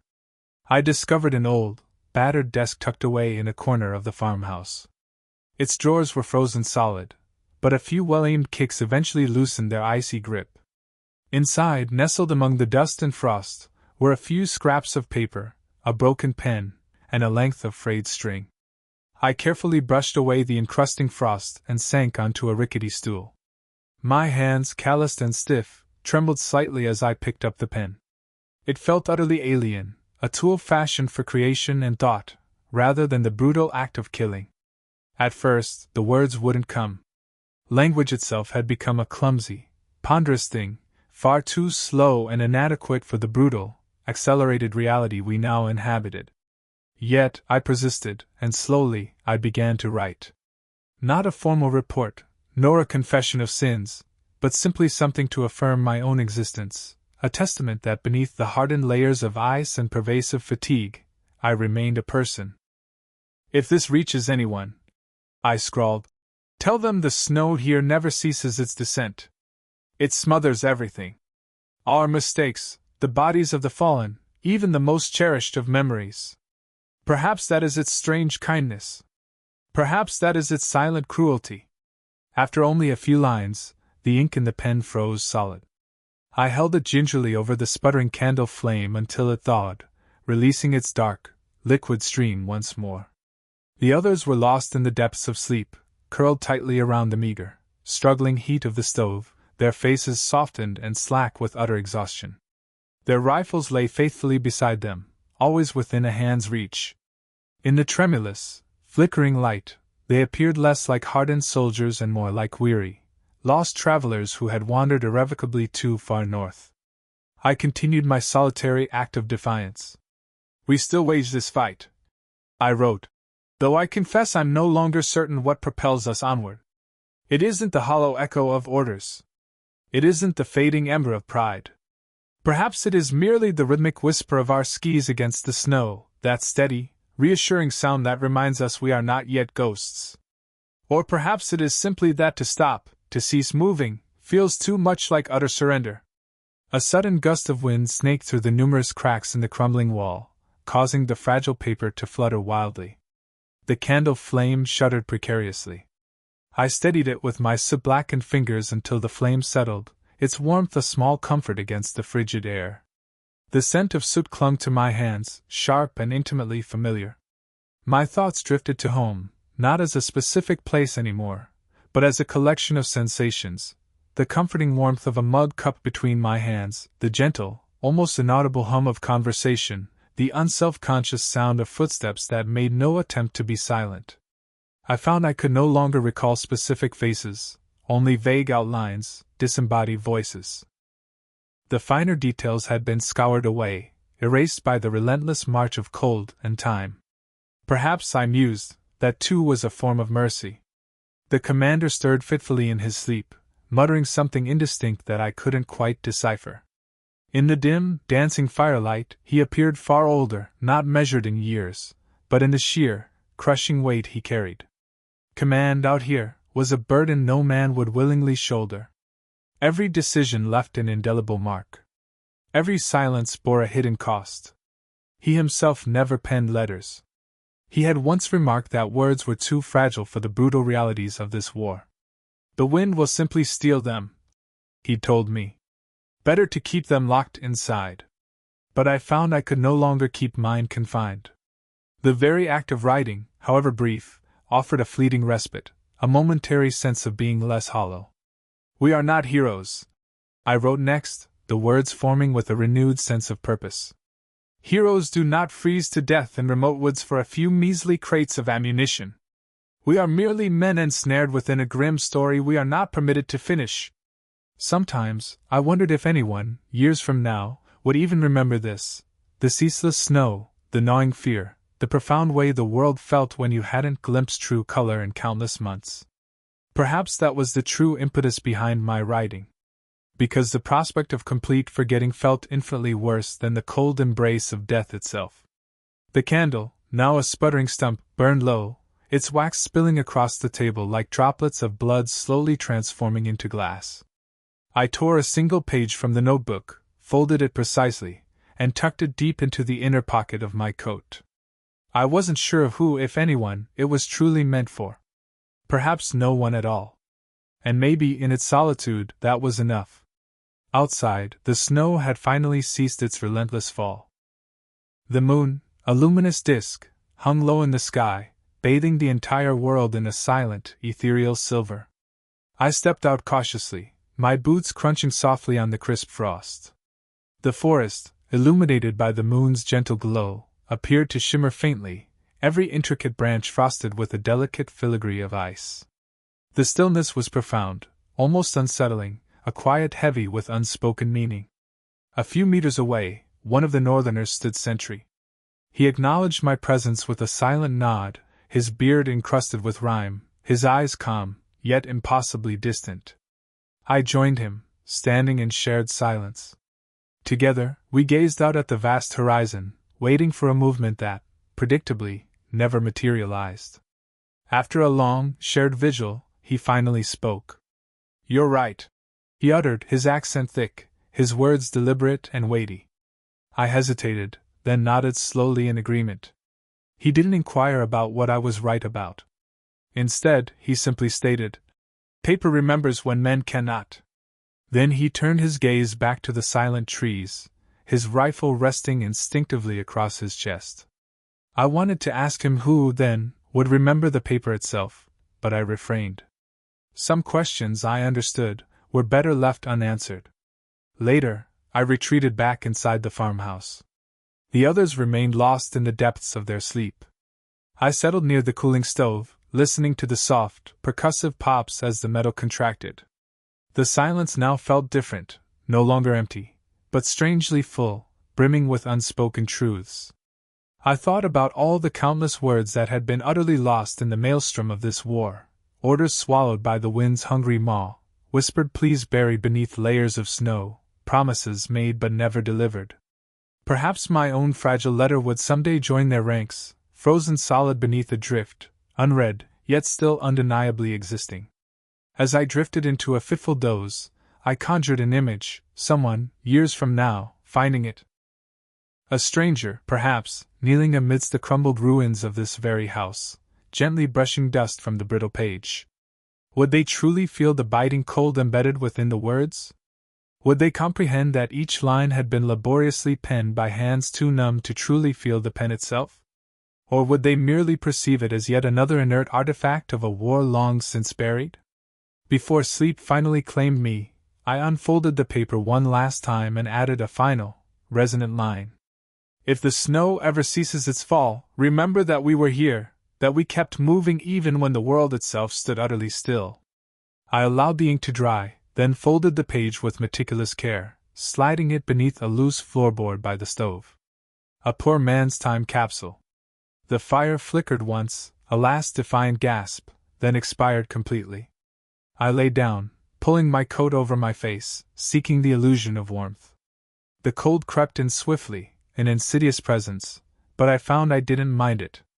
Somewhere beneath me, that single, fragile piece of paper weighed a tiny, resolute defiance against the looming threat of forgetting. Outside, the wind began its mournful song anew, softly at first, then rising in volume, sweeping across the collapsed roof, traversing the valley, heading toward the direction from which we had come. I imagined it carrying the faint echo of my words through the vast, dark forest, scattering them like countless snowflakes into the impenetrable night. They would melt before dawn, I knew, dissolving into nothingness. But for now, for this one precious moment, they were still in the air. Proof that for one more solitary night, we had not yet vanished. When the order finally came to withdraw, it landed with an almost dreamlike unreality. The messenger arrived at dawn, a silent, spectral figure on skis, his face raw and chapped from the relentless windburn, a single strip of white cloth tied conspicuously to his arm.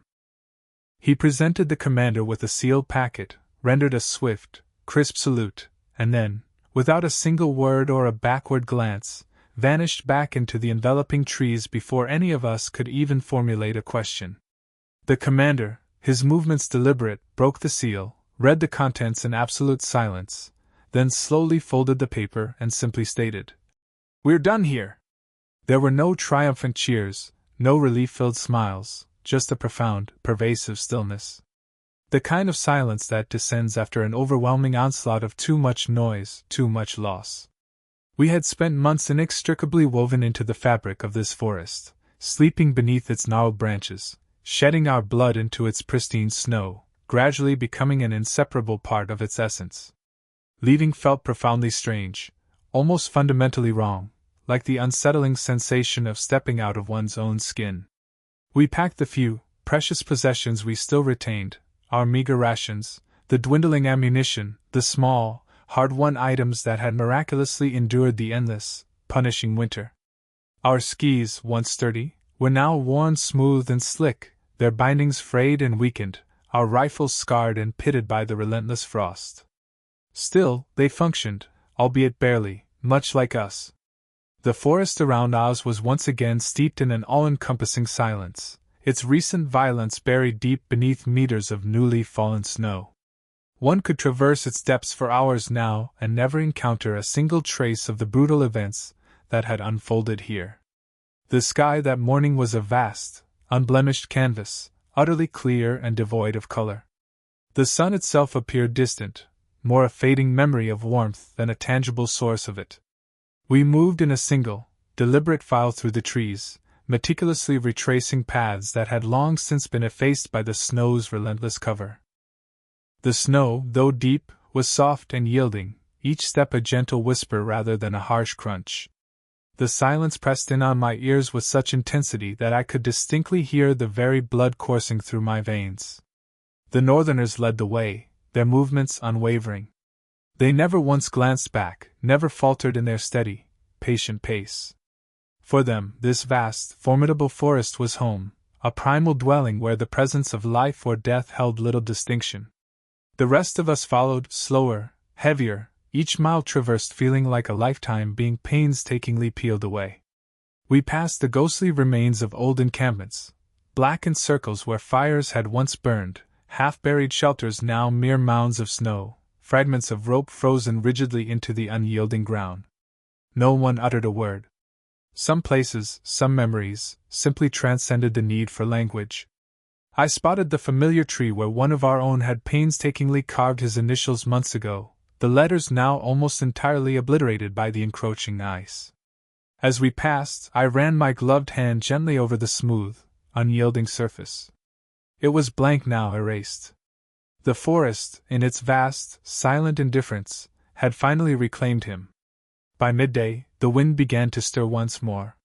It swept in from the west, strong and steady, carrying with it the subtle, distant scent of something new, perhaps the faint tang of smoke, or the delicate promise of thawing earth. This time, its presence felt different. Not angry, not cruel, but imbued with a sense of profound finality. It was as if the world itself was exhaling a long, weary sigh. We paused near a ridge to snatch a brief moment of rest. Below us stretched the expansive valley where we had waged our relentless winter campaign. An endless expanse of white, broken only by the dark, serpentine ribbon of a frozen river. I could still trace the faint, almost imperceptible lines where the railway had once cut through, though now it was nothing more than an elusive memory beneath the snow. The raging fire from the wreck had long since died out, leaving behind only a faint, smudged smear of gray on the distant horizon. It looked so peaceful. I hated, with a visceral intensity, that it looked peaceful. The commander stood silently beside me, his beard stiff with frost, his eyes obscured beneath the protective brim of his hood. After a prolonged silence, he spoke quietly, his voice a low murmur. "They'll never know." I didn't need to ask who he meant. The living, I knew, rarely did. History, in its grand, sweeping narratives, inevitably forgot the small wars, the personal battles fought in hushed silence, buried forever beneath the indifferent snow. We resumed our journey as the sun dipped low, casting long, ethereal blue shadows across the valley. Our skis hissed softly against the snow, a steady, rhythmic sound that was strangely soothing. For once, my mind was free of thoughts of ambushes or the crushing weight of orders.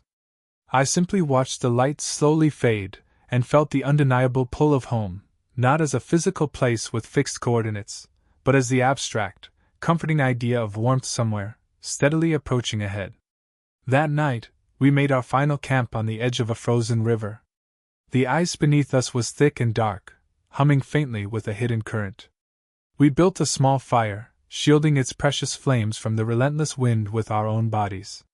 The flickering light painted our gaunt faces in shifting hues of gold and orange, their reflections dancing across the rifles stacked silently beside us. It had been an immeasurable span of time since I had seen faces that looked almost, imperfectly, human. Someone, from a deep pocket, produced the harmonica again, the same dented, battered instrument from months ago, its notes now missing, yet still capable of weaving a fragile melody.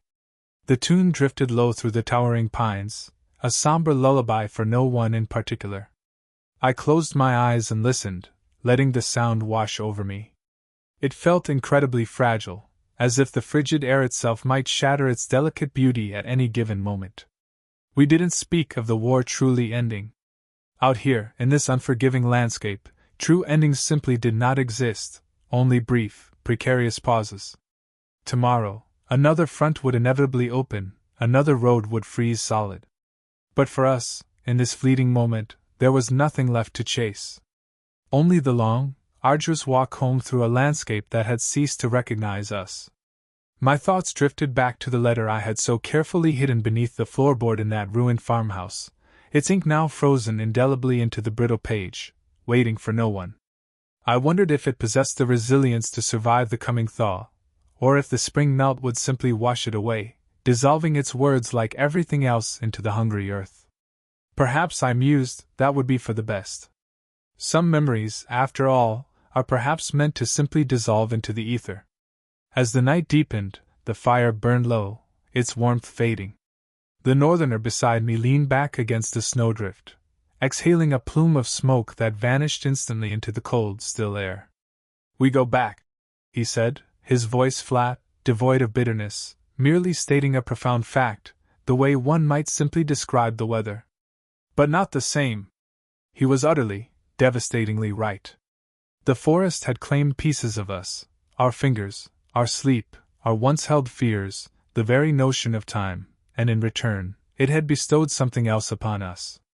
I couldn't quite name it. It wasn't a newfound strength, nor was it wisdom in the traditional sense. It was something quieter, more fundamental, the stark, enduring knowledge of sheer endurance, the understanding that survival itself, in its rawest form, could be a kind of unwavering faith. When I finally lay down, the stars above seemed impossibly close, almost within reach. The biting cold seeped relentlessly through the thin blanket, but I made no move to pull away. I wanted to feel it one last, definitive time. That sharp, clean ache that had come to define every waking moment, every desperate struggle. The gentle crackle of the fire slowly faded, replaced by the soft, mournful whisper of wind weaving through the towering pines. For the first time in countless months, I did not dream of battle, of chaos or death. Instead, I dreamed of walking, endlessly, through the deep snow underfoot, the horizon stretching infinitely forward, the light growing steadily warmer with each laborious step. No terrifying gunfire, no harsh, shouted orders, just the simple, rhythmic act of motion. When I finally woke, dawn had painted the sky a delicate, pale gold. Frost glittered across my coat like a dusting of crushed glass. The commander stood silently by the riverbank, his gaze fixed on the dark water flowing ceaselessly beneath the thick ice. I joined him, saying nothing, our shared silence a profound understanding. Together, we watched the steady current slide beneath the frozen surface, quiet, unstoppable, patient. It was then that a stark realization struck me: the war was not, in fact, over. It never truly ends. Not for those who are compelled to carry its indelible weight deep within their very souls. But the river, I observed, kept moving, persistently, even under the immense weight of all that ice. And somehow, in that simple, profound observation, it felt enough. We packed our meager belongings in silence, the soft, scraping sound of skis against the crusted snow our only companion. As we set off once more, I cast a single glance backward, just a glimpse, and then I kept moving forward. Once, in the silent depths of the forest behind us, the lingering smoke, the searing fire, the bone-chilling cold, every sensation. Then, my gaze shifted forward. The snow had begun to fall again. Light and slow, gently covering our tracks before we were even out of sight. You can still almost hear it, can't you? The hushed whisper of snow against rough bark. The slow, rhythmic glide of skis over the unforgiving frozen ground, the constant, steady breath of men who never cease their relentless journey. If you close your eyes, it materializes once more. The quiet, watchful fires, the faint, ethereal shimmer of frost and candlelight, the crisp click of a rifle bolt, softly engaging in the profound darkness. They called us the White Shadows. But in truth, we were merely echoes, fleeting human flickers, against the vast, indifferent expanse of winter. We did not claim victory in the war. Nor did we lose it. We simply endured its relentless grip. And within that sheer endurance, there resides its own strange, solitary grace. Sometimes, when I think of those long, frigid nights, the profound silence after gunfire, the stark silver of the moon on the untouched snow, the faces half lit by the flickering firelight, I wonder if we ever truly left that place. Perhaps a part of us still lingers there, unseen, yet undeniably present, gliding between the birches, with the forest itself, keeping our secrets deeply buried under its endless layers of pristine white. If you ever find yourself wandering through those ancient woods, listen carefully. You might just discern a faint crunch beneath the settling snow. Or perhaps a soft laugh carried by the winter wind. That, my friend, is us still moving. Still alive, woven into the forgotten stories the world forgets to tell. So take a deep, cleansing breath now. Let the crisp, cool air fill and soothe your lungs. Let the lingering sounds of the past fade away. You are safe here. The fire burns low, the night air is calm, and the specter of war, at least for this night, feels distantly far away. Sleep well, weary traveler. The pristine snow will keep your secrets hidden.